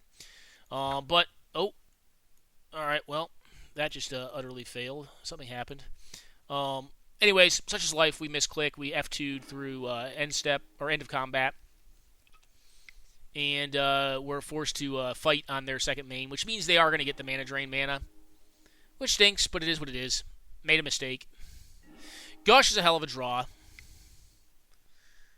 I almost make another misplay here, but like what I want to do is this. I want to put back the Underground plus the Mystic Sanctuary. Get rid of their capture. Get back the Vendilion Click with Liliana. And we're in a pretty commanding position from here. We have basically a third recall if we want it. We have a lot of hand attack. They have 0 cards in hand, and they're on a Sensei's Divining Top. And we have Force of Will, to stop anything they may do. Which doesn't mean that it, may not still happen. If they have Counterspell plus, a relevant spell, like a Time Twister, they can get us here. The likelihood of that's pretty minimal, but it's not impossible either. If we do get the untap here, the game's just over. It's pretty over regardless, but I mean they do have Ounce with top, but I think they find like 3 lands or something from watching the VOD on stream post game. Quick pause, guys. Be back momentarily for game number 2 against Owling Mine. All right, guys, we're back. This hand is fairly unexciting, but it's one that I'm going to keep. It's got some manipulation, it's got a threat, and it's got some hand attack, so it's got a little bit of the things that I'm looking for in it, but it's a little shy. I'm on the draw, though, so I feel like this is an acceptable hand on the draw. It's also a little mana rich. I could do with one less land in this hand. Find another land, which is not great. I take the damage here. I don't have to, but I kind of want to bluff that I'm low on mana in hand by doing this, and I don't think the life loss is that relevant in this matchup. If you're not familiar, quick pause, guys. I'm going to kind of explain what their deck's doing. Their deck's kind of a weird deck. It's actually quite good, though. I think this deck's quite good that Ben's running. The way their deck works is it actually kills with Black Vice and Ebony Owl Nasuki. And effects like that, like Iron Maiden. So basically cards that do damage to you based on the number of cards that you have in hand. And the way it sets those up is it uses Howling Mines, Fevered Visions, which actually also does damage to you based on the number of cards you have in hand, Upheaval, Stasis, and those sort of effects. The deck's actually significantly more effective than you would think, just hearing kind of that. That's his win con, is by you having cards in hand. But it's actually significantly effective at what it does. I lost pretty horrifically to this deck on Death and Taxes a couple days prior. Pretty big beating, pretty resounding beating too. I just didn't have game against it. I was like, all right, well, I'm just dead, and the games went on for many, many turns. Ben saw, I think, over 65 cards in his deck. I saw probably about 60 in my deck, and just didn't have the tools to deal with it. I got stasis locked, or had all my stuff bounced, then died to a couple vices. And this day he was asking, he said he wanted to test it more against red decks. I intended on playing him with a red deck, but for some reason Moto wouldn't allow me to do that. It kept on saying that it didn't say the deck was illegal. It just said I couldn't join with the deck, which is weird. It's a weird bug, but I was able to join with this deck, which I also think is probably a little bit of a tougher matchup for their deck. Tempo should be generally good against like control or prison decks, because you kind of just have a good mix of tools and like their independent card relevance and their independent card relevance is going to tend to be a little bit lower. So like if you know what to counter or you know the right cards to counter, you can counter their spells. That's what their deck's up to. Just so you know, because, I mean, if you've never seen an Howling Mine deck, well, you probably are amongst 90% of people in the game, unless you watch Ben's stream. It's kind of an old style of deck that hasn't seen a lot of love, but, like I said, it's a hell of a lot better than you would think it'd be. Alright, so OP has a more proactive hand this time. They have Dak Vaden, which is a card I really don't want to see here. I can't counter it. I could have left up the counter spell, but, like, I kind of felt like progressing my own game plan on this many goose eggs in hand, without a real threat to kind of kill them, was worth it. Worth the risk. Because I figured the chance of them just like cantripping or leaving up blue counter magic was pretty high. But they had the Dak, so they had it. I'm just go ahead and keep on doming them here. I'm going to try to use this Brazen Borrower just to get rid of this Dak once they try to if they try to ultimate it. Or if they get to a point where they could ultimate it. A Word of Undoing me here. I make some mana, cast down a Petty Theft to bounce their Dak Vaden. And now the plan is like leave up Ancestral Recall plus Deprive, which I don't think is a bad plan. They'd have to replay the Dak. I just go ahead and deprive them here, returning one of the islands. They go ahead and cast down a Howling Mine. I go ahead and Ancestral Recall in response to Howling Mine. Find a Force Spike, which, would have been nice to be able to counter the mine. So this is kind of a weird point, right? Like, you would think that, like, Howling Mine would be... Howling Mine is like the Howling Mine effects are actually some of the most dangerous cards in their deck. As you can see, they're running some stinkers like Word of Undoing. They have like the Vapor Snags, a lot of bounce spells. But the way they kill is with cards like Vice, right? And you would think that in general, like Howling Mine would be good for the deck with more proactive cards, but their deck's specifically built to work with Howling Mine. And they have a lot of bounce spells that are, because they're going up a card every turn or they're drawing 2 every turn, just like I am. Those style of cards are quite good because they're not going to generally be discarding to hand size, and they're putting a lot of the cards as opposed to the graveyard into your hand, which means that your effects like Vice are going to kill someone relatively quick. So Howling Mine is not a card that I realistically want to see in play because it's allowing them to see a lot more cards in a deck that realistically runs quite a few more irrelevant cards. But at this point, like I've gotten the untap post-drawing with Howling Mine. I have a lot of interaction to play, and I'm going to leave it up and continue to kind of chip away with Deathrite Shaman when I have the opportunity to. So they get to draw their 2 here. They go ahead and play out a Fevered Visions, which is a card I cannot allow. I have to stop this. They have a counter spell, I believe. I go ahead and Force Spike this, so we're just trading off resources here. And basically, as long as I can keep Vice Effect off the table, I'm fine with Howling Mine, but once like Fevered Visions hits, which is a Vice Effect, I will die pretty quickly. I just go ahead and drain them and hit them for a card. I actually kind of want to get cards out of my hand right now because I'm going to be seeing a lot of cards with Howling Mine, and I think pitching cards to the Collective Brutality is fine. Like I said, one of the issues with this hand is that it was kind of threat light. And it hasn't really... It's starting to kind of hit stride in threats, but like I'm needing to tap out in the mid-game, which is kind of a dangerous time to be tapping out against their deck because their deck is going to tend to lock the game up in this time frame. So I need to be careful about that, but I also need to establish enough pressure to actually win. And right now I feel like my pressure is pretty adequate. I have a Brazen Borrower to play at flash speed if I need to. Here's the Vice. And this is a card that I can't allow. I don't want to allow to happen. The Arcane Denial it. I go ahead and Impulse looking for a counterspell. I do not find it. I probably should have taken Dig Through Time, but my worry here is that hand size is going to get me. So what I end up taking is Eureka. I figure Eureka can actually end the game a little bit faster than Dig Through Time is probably going to end the game. But I could have dug for like a Force of Will or a Force of Negation there and seen if I could find it to stop the Vice. But Vice is going to be how they win the game, and they're going to get some damage off of it too. But right now, I'm just going to leave up Spells or Stifle, and I'm going to try to Deathrite Shaman them down. The worry that I need to have at this point is they're seeing 3 cards a turn, and they're a Time Walk deck, right? And the worry that I need to have is that Royal Scions is not ready to ultimate yet. It ultimates once it hits 8. But if they hit any Time Walk, I am out of gas as far as counter magic goes. And if they're able to dome me for, let's say by that point, 9, plus have a Vice in play, plus have 2 Howling Mine effects in play, like they could very easily kill me in a very short sequence of cards. So this turn's kind of interesting as well, but I think I do play it correctly. They find a Reforge the Soul, so I have to stifle this. Like, I don't want to draw 7 cards here and take a bunch of damage off Black Vice during the upkeep or during the draw, or sorry, during upkeep. So this kicks off. I find one counter spell, but it's not really a great one. This is an interesting attack because I could just go to their face and see if I can like high roll them with a Yuriko. But what I actually have to do is just do 1 damage to the Royal Scions. Because I think the likelihood they find two ways to time walk is pretty low. Actually, it'd be 3 ways to time walk. They have to have 3 time walks to do it. 2 time walks is kind of what I was playing against, like, off the top of their deck, because I just know my counter spell count is negligible in hand right now. They do have the 1 time walk, so the 1 time walk happens. I could cast this Brazen Borrower, but I'm not right now. Like, they're on a time walk turn, so I might as well just leave it my mana. The plan here is to overwhelm them with threats. So they're back up to 8 here. They play on a Trinket Mage. I believe find Sensei's Divining Top. No, Aether Spellbow, I'm sorry.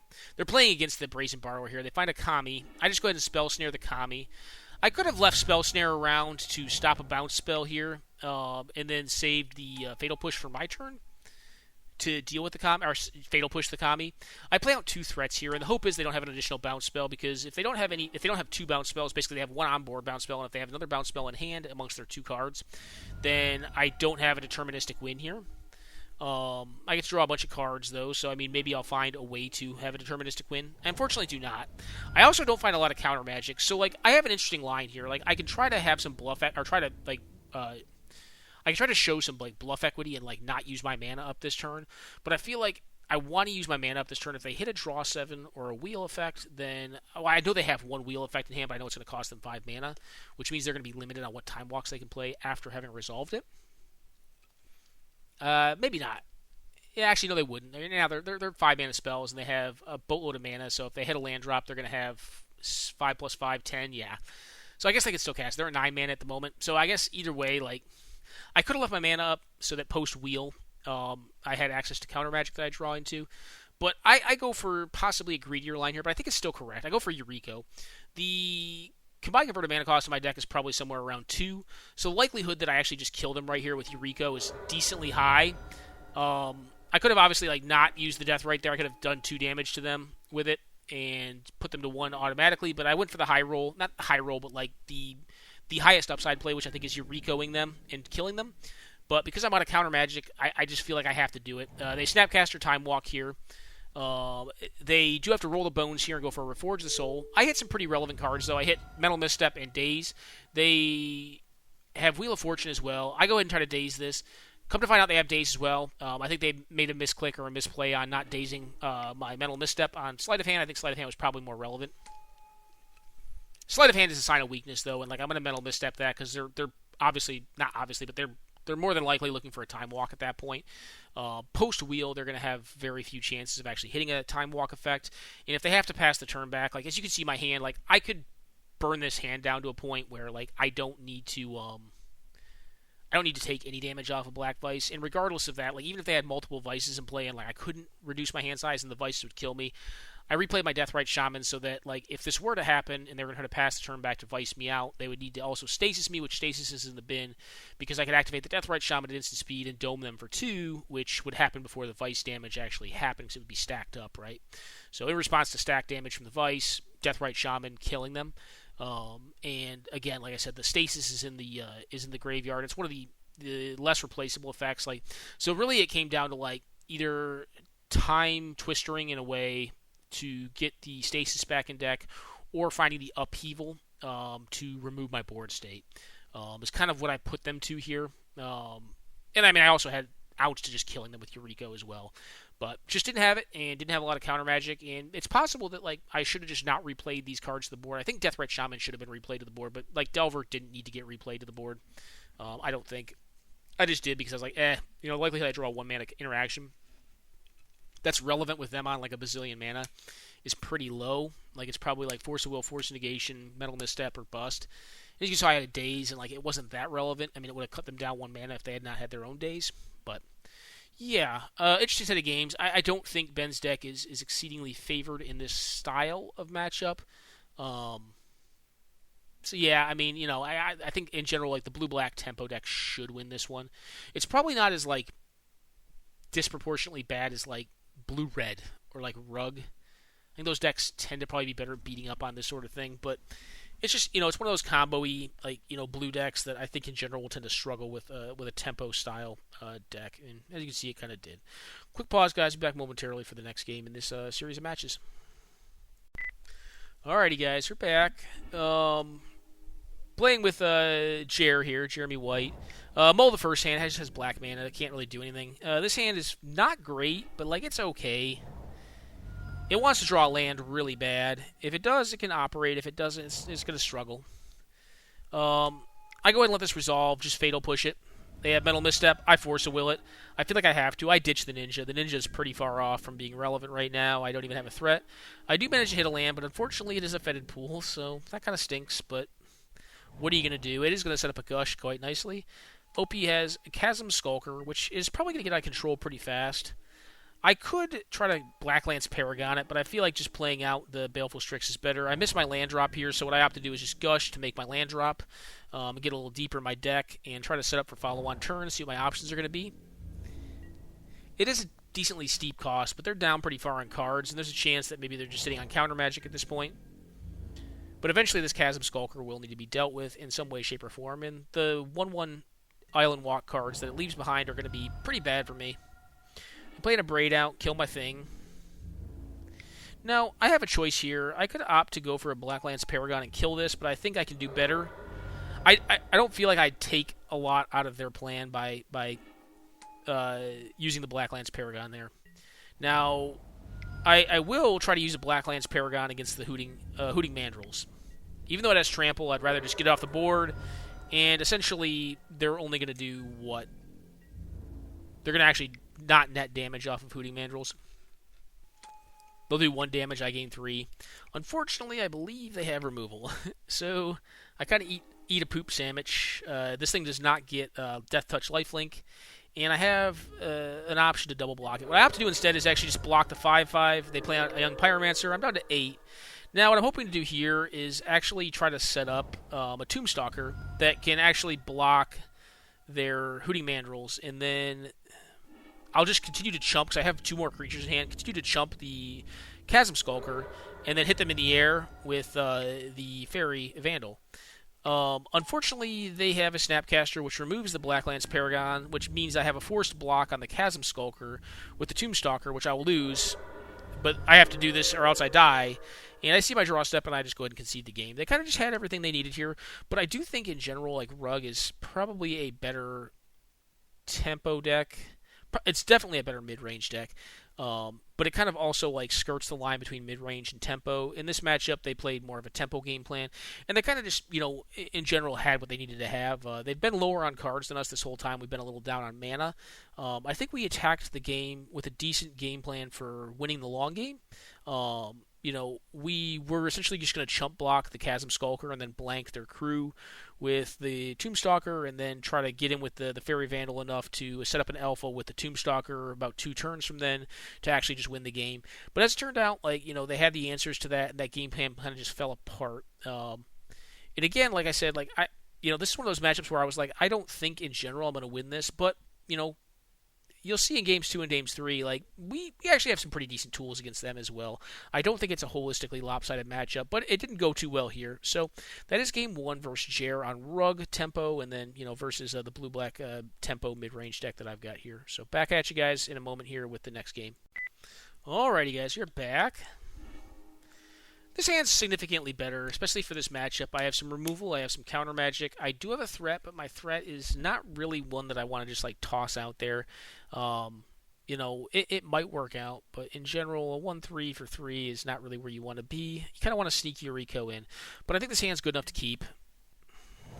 Just going to lead on a basic so I don't get wastelanded. Leave up Metal Note.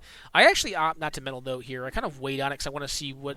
I guess I don't have a lot of choices on Metal Note, but I kind of want to see what they get up to, and I don't think my turn 2 is going to be any different. I go ahead and Metal Note here. My plan is actually to Force Spike this. I think they probably either have a really shitty land in hand, or they're trying to find their land with the Preordain based on how they sequence that, unless they're trying to level me. And if they're trying to level me, then they got me. I don't have to play around days here, so I play a tap land out. They do have Force of Will. folks, like there's some folks who are not that high on Bitter Blossom. I think having talked to like Ben Wheeler, like he's not as high on the card anymore, and like he's not wrong. Like the card has like lost some value over time, but I think in a deck like this, it actually has a significant bit of equity because you're really, I think you're really digging deep for the threat density that you need to make the ninjas relevant in this deck if you want to play them. And Bitter Blossom kind of does allow that. And I think in a matchup specifically like this, where like it's going to be grindy and incremental against Rug, depending on what their hand is, like Bitter Blossom is a really problematic card for other blue decks because it's just a free source of card advantage and tempo every single turn. Not to mention like a long chain of chump blockers. Now against a card like Mana Gorge or Hydra, like, yeah, they'll just run it over. But if they have, like, Deep Root Champions and Kyrian Dryads and, like, Terramanders, like, they're just never going to get through it, and it's going to hold their stuff back and or eventually kill them. So I think Force of Willing is good there, but I'm very happy to see this card get Force of Willed, because that means Jeremy's significantly down on resources at this point. And in general, that's going to be good for me, I think. I think with them being this low on resources, like I have a pretty good shot of setting up a win in this game. Find a fetch land here. I just go ahead and fetch. I do push this card right away because they're tapped out. They don't have blue mana, so they can't daze me. They just burned up their Force of Will, so like unless they're going to force negation, then I feel pretty safe. They play Charter Course here. You'll notice I fetch on my turn there. The reason I did that is I want to play around Stifle and or Stifle Bird on their turn. It also has more bluff equity too. Like if I'm saying like I don't want to get stifled, like I'm kind of also saying like, hey, if I don't want to get stifled and I also have 2 mana interaction, I don't. Well, I drew into Brazen Borrower, but I don't have that.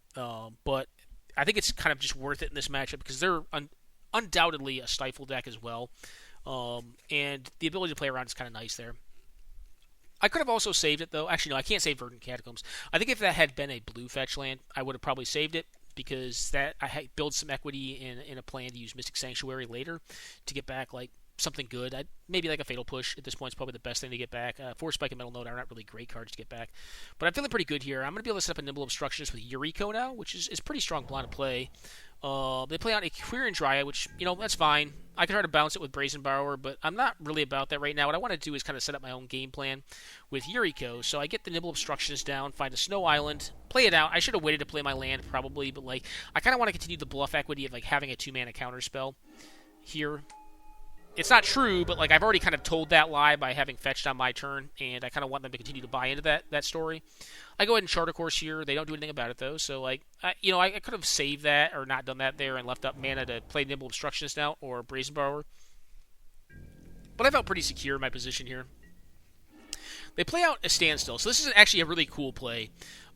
Standstill in this position would, typically actually kind of like stall the game out, right? Because it's really hard for me to attack with Yuriko into the Quirion Dryad, which is a 3/3. They're down to 1 card, so playing Standstill out kind of gives them time to rebuild up their hand resources, and they are significantly behind on hand size right now. One of the downsides to this play is they know I have Nimble Obstructionist, which means that I have access to being able to cast 1 spell, whether that be a kill spell for this or a bounce spell for this, plus Nimble Obstructionist to actually stifle the Standstill trigger on the spell that I cast, forcing them to cast a spell to counter the spell I cast that deals with their Quirion Dryad. So what I actually have to do here is kind of interesting, because I think in my head I'm like, all right, the best card they can have in hands, like Daze, Spell Snare, or Force Spike, or Spell Pierce. Are like the cards that like I probably need to be the most concerned about, and or like Blossoming Defense is also a card they could have. So what I have to do here is this: like I say, okay, if they have Blossoming Defense, they won't get me because they're gonna have to Standstill anyways. They're gonna have to pop the Standstill, and like they'll still have their threat, but like I'll have a bazillion cards in hand. So what I have to do here is attack. I pop the fetch land, finding the Mystic Sanctuary, get back the Fatal Push, putting it on top of my deck. Then what I have to do is cast the front half of Brazen Borrower, Petty Theft, to bounce the Quirion Dryad. I stifle the trigger on the Standstill so that the Standstill has not popped. They cast a Spell Pierce targeting my Petty Theft, which is going to counter my Petty Theft. Then they're going to have to stack up the Quirion Dryad plus the land still. I am going to draw at that point. Standstill is going to go off. They're going to put this on the stack, and then Standstill will pop. I'll draw 3 cards because they were the first ones to cast a spell under Standstill, as it recognizes it because I stifled the first trigger with Nimble Obstructionist. I will draw into Fatal Push, After this, this trigger is gone off, and then I will Fatal Push their Quirion Dryad. So basically, I'm going to see 4 additional cards this turn off my Nimble Obstructionist cycling, and then off the 3 cards that I draw with Standstill, one of those being Fatal Push, which they know for a fact deals with Quirion Dryad, leaving them at 0 cards with 4 lands in play, and a draw step with no board, and a Yuriko hitting them. Actually, it's 5 cards I'm going to see this turn. So it's a pretty savage line of play, pretty cool game, actually, pretty cool card interaction, right? Because a lot of this, Jer probably actually, if he looked at it real hard, probably could have puzzled through where this could go wrong with the Nimble Obstructionist being able to stifle the Standstill trigger. I still think he was probably boxed into a position where he had to go for it and hope I didn't see it. But it was actually a really cool sequence of play. It's a real ranching, but in general, I just think it's a cool sequence of play that kind of happened here in interaction. You don't see Standstill a lot anymore. I think it's a really good card though. It didn't work out well here. But, it took some very specific cards to make it not work out. In general, it's very hard to... If you're at board advantage, Standstill is a card that tends to cement board advantage. And I think it's a pretty cool card in Rug. Jared said he's been really happy with the card. I'm on and off with it. I play it in certain decks that I think have such a bad matchup percentage in decks where against matchups where Standstill is bad. That I just seed it and I play Standstill anyways just to cement the things that those decks are good at, like Seinfeld, for instance. But I think it's also fine in Rug. But just didn't work out here. Pretty cool game, though. I'm going to go ahead on a pause, guys, and we'll come back for game number 3 against Jer here. Alright, guys, we're back. This hand's fine. It's a little mana-rich, but it's got a Toxic Deluge, just kind of an interesting one. I can slow play it and maybe hopefully get a couple of their threats. Also has a counterspell and has Mass Draw. And you do need to hit another island, though. I just go ahead and Wasteland them here because I drew a 4th land. I'm happy just Wastelanding them here on the draw because... ostensibly, they could be down on land resources. They appear to still have a threat plus a land, which is fine. They play their Taiga, hit me for 1. Kind of fine with that, though. If they play anything there, I'm just going to go ahead and get it. Stifle's not bad either. If they have a fetch land, I can get them with that. They Brainstorm here, which means to me there probably is going to be a fetch land. There is. They go for a fetch here. I'm going to go ahead for a Stifle because they could daze this, but if they're dazing it, they're putting their island back in hand. So we'll get Plinked for 1 again.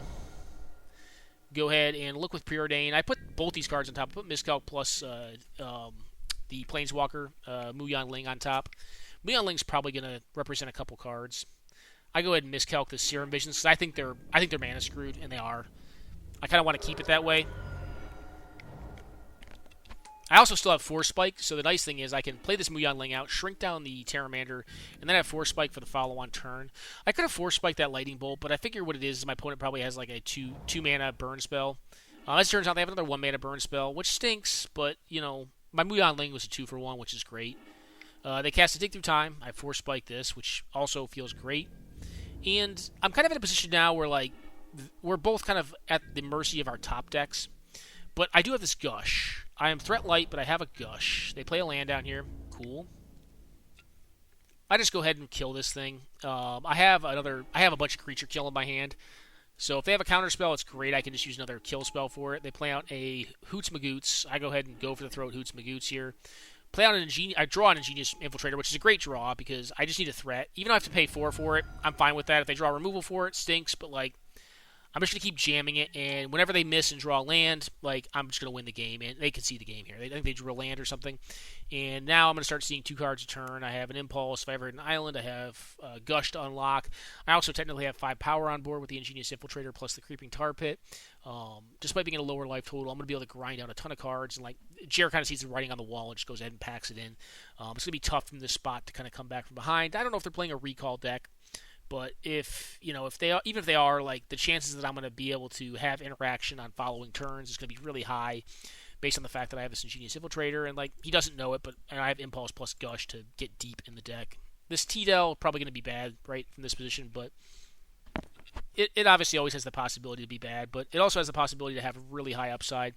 And I think the fact of including it, even when it's not good, in this style of matchup, where it even could be good in this matchup positionally.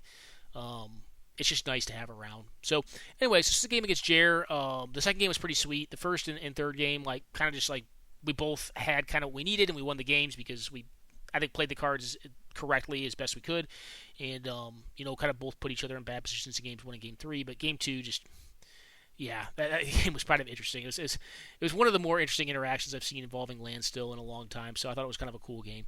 All right, guys, quick pause. We'll be back momentarily for the next game we'll be showcasing with Blue Black Ninjas. Alright, guys, we're playing against Quillyman here. Quillyman is playing like an adapted version of, I believe, Jeremy White's Bant Blink deck. Um, Very cool deck. And actually, I think it's a matchup that like may be more challenging for this deck because it has a lot of value-oriented lines of play. Um, I go ahead and slam this Jace here. I think it's good just to kind of get some filtration going on. I have a few too many lands right now. They play a Sylvan Caryatid. I'm going to go ahead and get rid of the fourth land. I'll find another land if I need it. I want to build up for this dig through time that I just found as well. And I have a T-Dell to deal with kind of the board. I actually remand this, which may be greedy. I could have Force Spiked it, but I feel like Force Spike is going to be nice when I try to 2-spell in a later turn cycle. I'm just looking for lands here and now, even though I ditched one earlier. I do get rid of the Vendilion Clique here. Brazen Borrower, I think, is going to have a little more equity in this matchup. Vendilion Clique, maybe not as much. They drew into a Mana Crypt. I do not counter the Swords of Plowshares. I actually can't counter it. But I do Force Spike and Obstinate Baloth, which feels really good. I'm gonna go ahead and go for a dig through time here. I know I'm doing this main, but like this would be an EOT. They'd F6 at this point, and I kind of knew they'd F6. I didn't see that full pile, but I think I got Bob because I wanted a recurring source of card advantage, and there actually was not a good unconditional 2-mana counterspell, so I ended up taking Stifle instead because they're running a lot of ETB creatures and like Birthing Pod, and I think Stifle is just more powerful. I believe I keep the Wasteland and get rid of the other card. Wasteland mostly just because it will do 0 damage to me off of Bob, and it's a land drop if I need it to be. OP plays on a Cloud Blazer, which is not great for me because they're going to gain a bunch of life. They have a 2/2 flyer, and they also draw 2 cards off of it. This card's quite powerful. But the way their deck works, just so you're tracking, if you haven't seen Bant Blink before, they have a bunch of like flicker effects that will like cause these creatures to like basically flicker. They'll exile and then re-come into play, and their ETBs will accrue them a lot of value. So like if they cast a flicker spell with like Cloud Blazer and like Obstinate Baloth in play, they'll gain 6 life and they'll draw 2 cards off of it, right? Which is a ton of value. That's kind of the plan. So I just go ahead and kill this thing while they're tapped out because I really don't want them to flicker that and gain a bunch of value. I do go ahead and take them off of one of their blue-white lands to kind of cut down some of their resources here, and because I really don't have a need for the additional mana at this point in the game, and I'm on a Bob, so I kind of want to draw the game out and get more cards in my Bob. They cast Eternal Witness. I just go ahead and Memory Lapses, putting it back on top of their deck, and because how they've tapped, they only have a Wooded Bastion left, and it's a colorless mana, which I don't think is going to put them in very good stead to cast additional spells, so I think it's worth countering there. Start slamming into him with a Bob there, which is nice. Nice to get that incremental damage in. They go ahead and recast the Eternal Witness, leaving open the green mana this time. I just go ahead and stifle them here. If they want the land that bad, I figured that they are probably mana short. I could have saved Stifle for later, though, but I felt like using it there was kind of relevant just to buy some time, build some tempo up. I do go ahead and kill the Eternal Witness because it allows me to flip the Terramander for cheaper. It also removes a possibly relevant target off the board for a Flicker spell. This is when the trouble kind of starts in this matchup here. So they play a Revelar count, which is a really problematic card for my deck to deal with. I have Brazen Borrower, which deals pretty well with a lot of threats, but the Revelar should be problematic because it blocks my Terramander quite effectively. It allows them to get back Cloud Blazer plus Eternal Witness, which can buy back the Revelar or the Swords. And if they take 2 cards out of their graveyard, then it kind of lowers the equity of my Drown in the Lock too.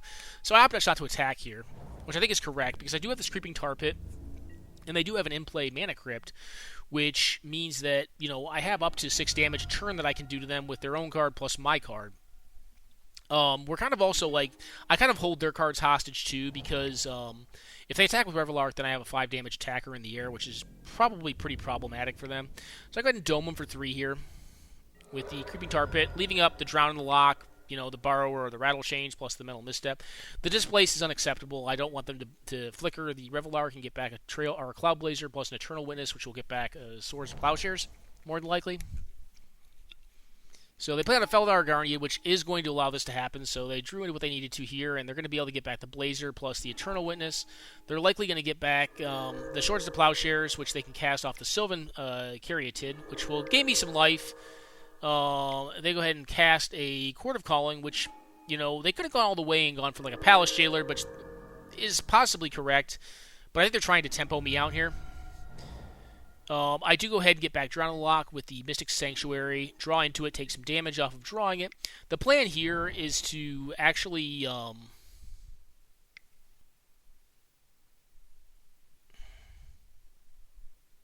the replay going to break? All right, so I think the replay broke, guys. It's unfortunate. So I'm going to pause it here. I'll explain the game, and hopefully the next game will function correctly. What actually ends up happening here is I attack them with the Dark Confidant, and then what I end up doing is I Toxic Deluge the entire board. They're not wrong in thinking I can't attack them with the Creeping Tar Pit this turn because I don't want to Toxic Deluge my own Creeping Tar Pit. But I do go ahead and wipe their board to knock all this stuff out, and they do end up getting back. Actually, let me think here. How did this end up playing out? I may not have this turn. No, I believe I did. Yeah, I believe I Toxic Deluge them here, and they get back their Eternal Witness plus the Blazer. So they're able to get back. I believe it is Displace. No, I believe it's just Revelark again.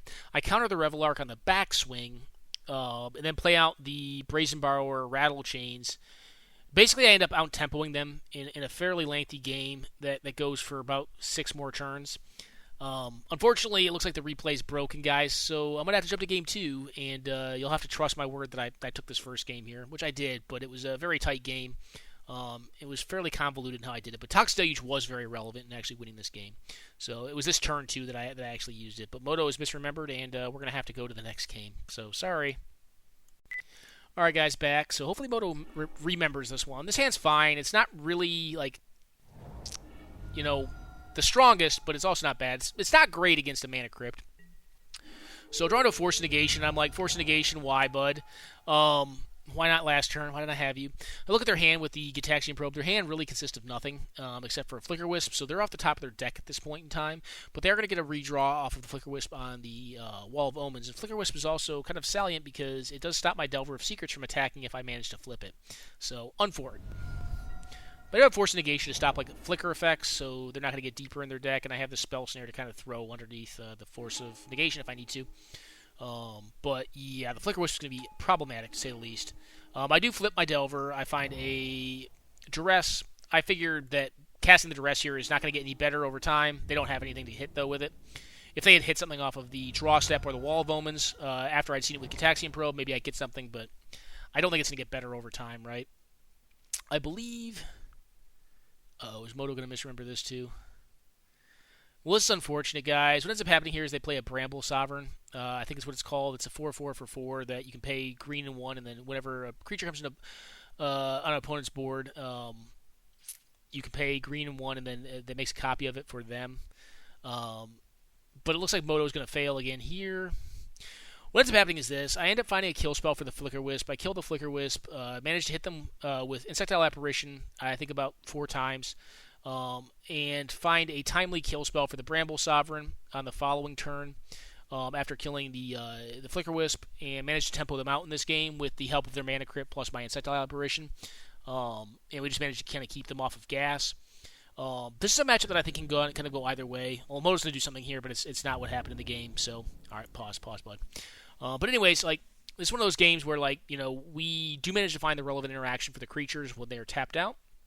And they kept a hand that was very reliant on the power of Mana Crypt to kind of get some early advantage, and just kind of dirt out. They don't draw what they need to draw after that, and we do.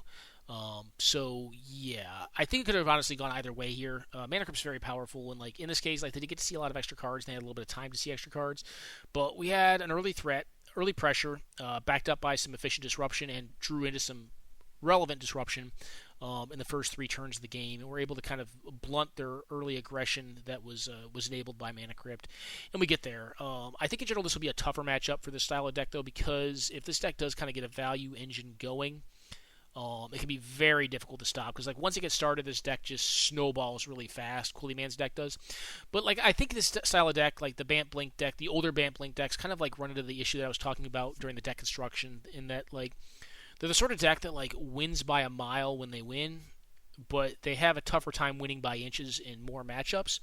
Whereas like my deck construction, I tend to like to think embraces like trying to win more games of Magic, but by less of a margin. And I think in general, like that's by design, right? Like you generally will win less games on a large margin, the more of them that you can win, because you have to diversify the sort of cards you're playing. And that's not always going to work out, right? Like you can't, if you diversify too much, your deck will have coherence issues, and like it won't do anything that well.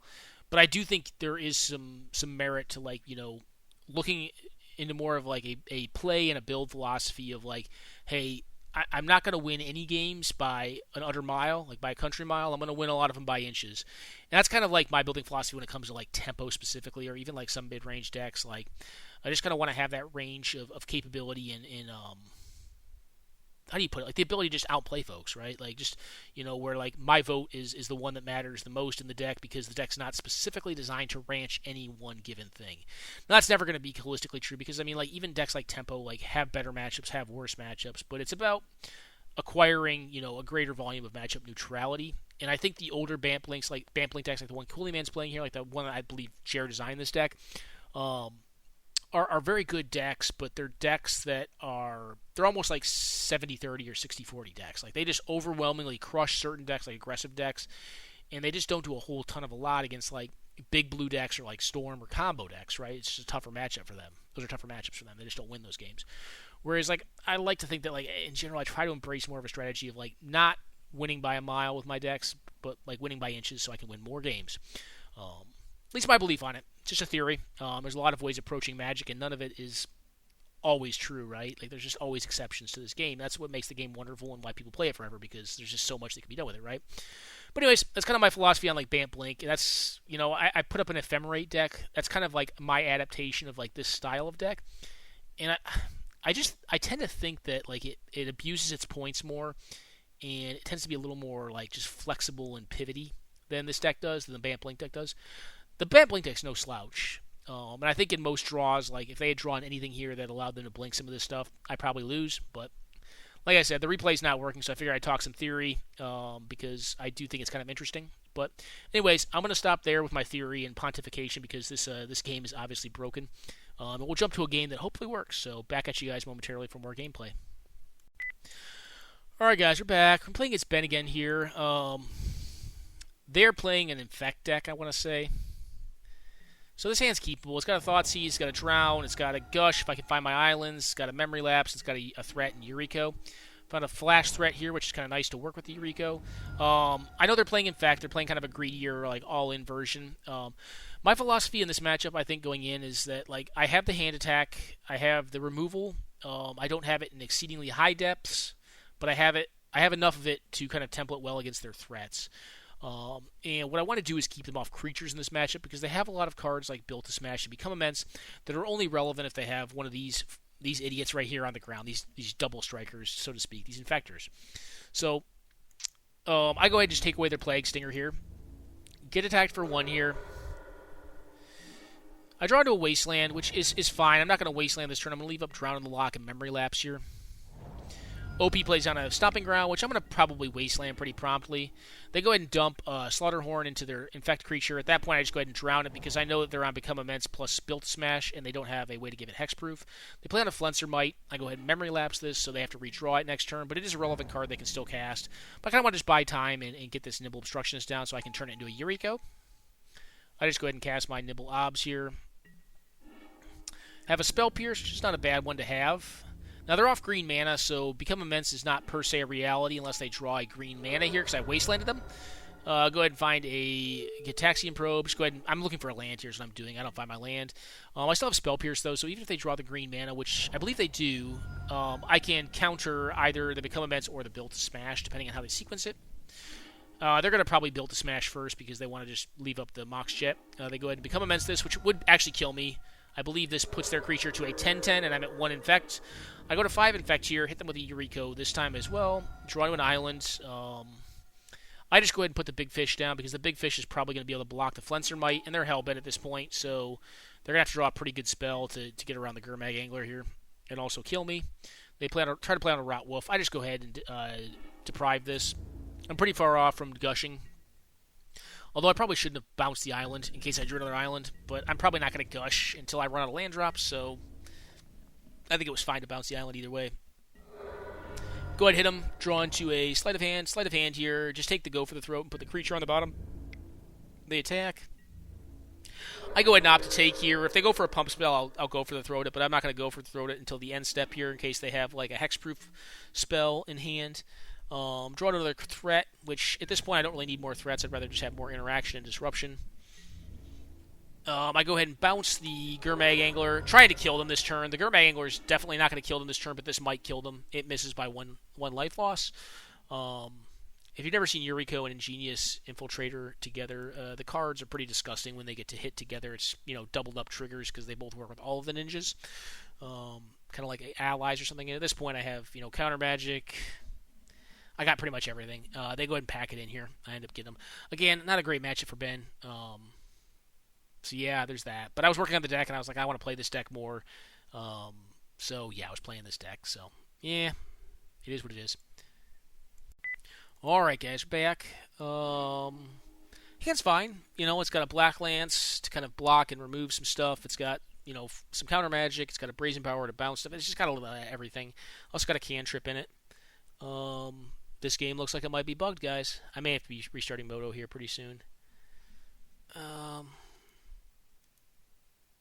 going to pause this and see if I can come back to this replay. Yeah, 1 second. All right, guys, back. Unfortunately, the last game in the Infect matchup there was bugged, but honestly, not a great matchup for the Infect deck. Managed to get them fairly easily in the game two there. Just they're riding on a lot to go right with single threats, and this deck has removal in it, so it does what it does. Playing against Dare Nicky here. Dare Nicky's going to be on like an Academy base list, I believe. So they get Taxi and Probe, which is kind of an interesting one to see in an Academy list. They have the Mishra's Workshop and then play on Expedition map. I do have Shadow of Doubt to stop that from going off. Draw to a Metal Misstep, rather, which is not a bad one. And I have a solid hand, right? Like I have Hand Attack, I've got Ancestral Recall to draw a bazillion cards, so I go ahead and do here. They pass it, so evidently they're on kind of maybe a greedier hand. They were hoping for something more to happen. Or that maybe it's possible they also thought that they could... I go ahead and Hand Attack here. Get rid of the Golem's Eye, which is probably what they were hoping to have happen with their land drop. They also have a Mox Diamond, so if they had a land, they can play that out. They apparently hit a land this turn. Now they have access to Paradoxical Outcome if they really want to, but they have Brainstorm in hand, which I also know about. I just go ahead and Mental Misstep that because I know they're trying to draw the lands here. Play my land out. What I'm looking to do here is build equity in the Flooded Strand so I can find Mystic Sanctuary to get back the Ancestral Recall and just build up my hand size. And then if they ever pop this Expedition map, I can just go ahead and Shadow of Doubt them and stifle that essentially.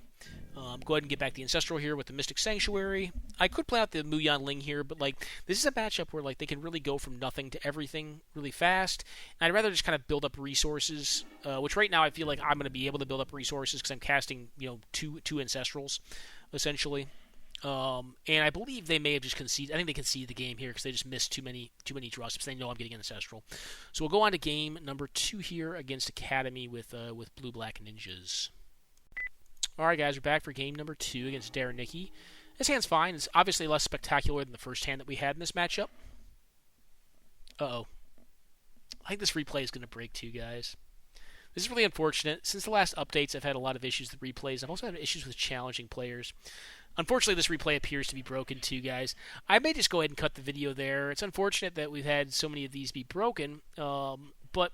I guess my point is, I've played this deck against a significant number of decks to include, Hoof, to include, Abzan Midrange, which is not showcased because I know that replay is broken for a fact, against some more wild constructs that, Ben was on, against Jeremy's, Rug Tempo deck.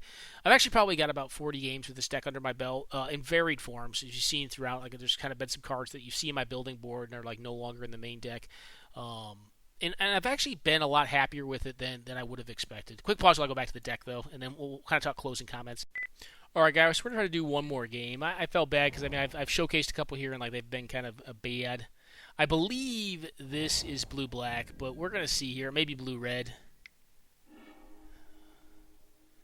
I believe this is blue-black. I'm playing against Jackie the Puppet here. They've got a turn 1 Loa, which is pretty good, but I've got an Ancestral Recall, which is also quite nice.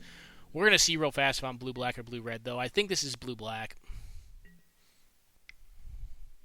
So they go ahead and library here. I go ahead and Ancestral on their upkeep to prevent them from casting Force of Negation. All right, this is blue-red. Quick pause. We'll be back momentarily, see if we can find blue-back. All right, guys, we're back. I do have one more game. This is going to be against Carson. He's playing Hoof, or they are playing Hoof. Play on Noble Hierarch. Hoof is an interesting matchup for this deck. Like I said, I did include the Toxic Deluge to kind of get some vast advantage against the early Hyper Mana. these style of decks will have. But if I'm on the play, which I was this game, like I do have some better tools against them. I'm actually just going to hard pay for a Daze here. Going back on mana does not feel good. I don't have Island in play anyway, so I can't do that. I'm taking damage off my lands here, but I think right now being able to chop them off mana is going to be more relevant than the damage that I'm going to take, because they're just going to kill me all at once. Play on a Paradise Druid here, which is fine. My guess would be they're going to be loath to tap it, because they're going to have to be a little bit afraid that I may just like bounce it or kill it in some way, shape, or form. My hope is they just continue to progress their mana this turn, and I'm able to kind of have an unfettered impulse, but I'm very happy to be able to just deprive them here on this natural order, which takes them off of 2 resources. Pretty big game there. I just go ahead and play out the tapped Creeping Tar Pit here as opposed to the Underground Sea.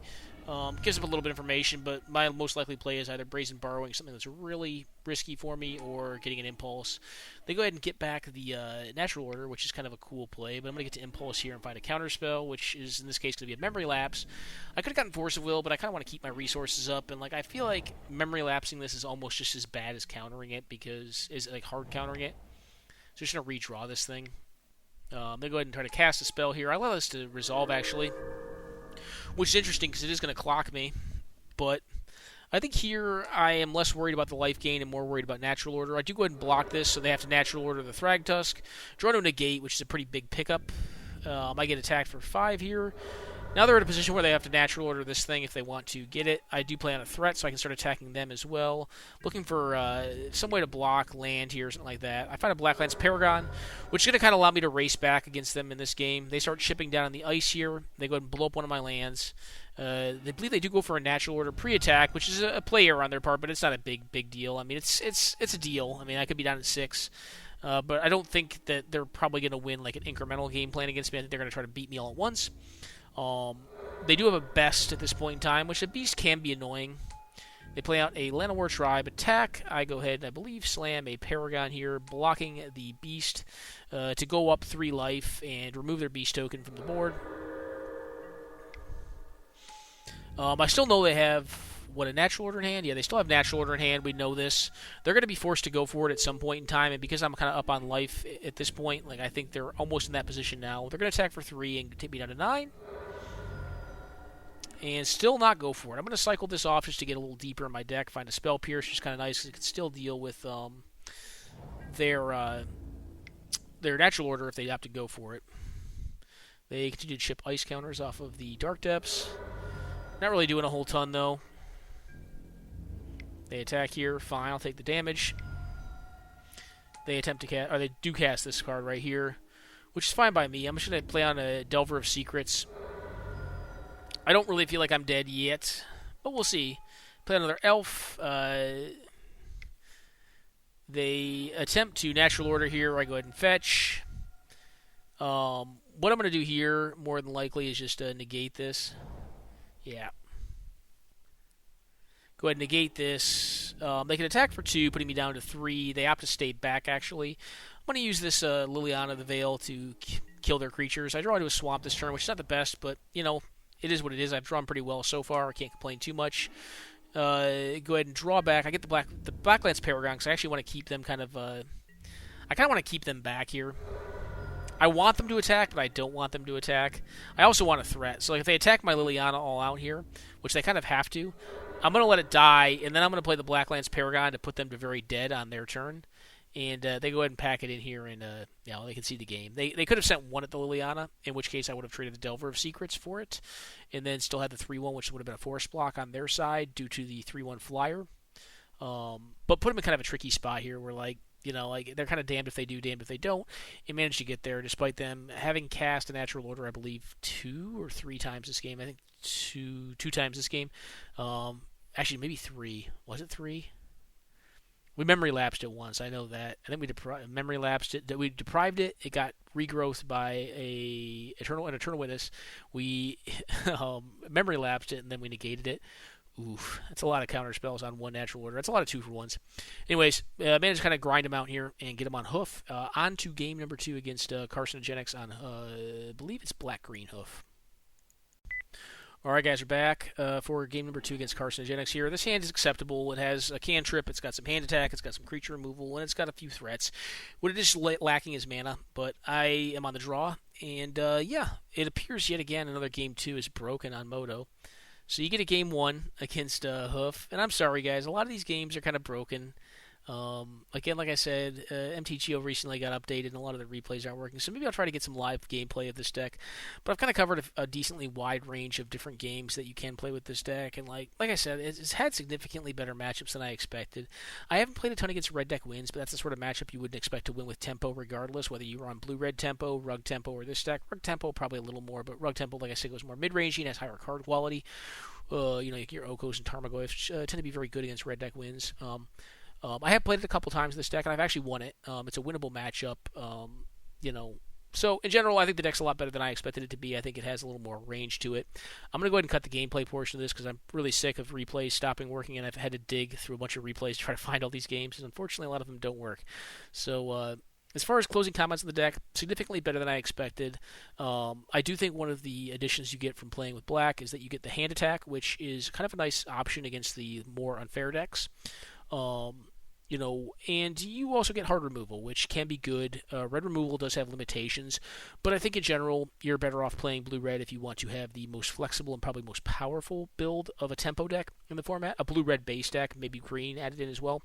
I do think like blue-red and rug are probably the best tempo decks, but I do think this deck does offer some interesting differences from those decks. Some interesting differences in matchup percentages as well, because you do have some hand disruption as well as hard board removal.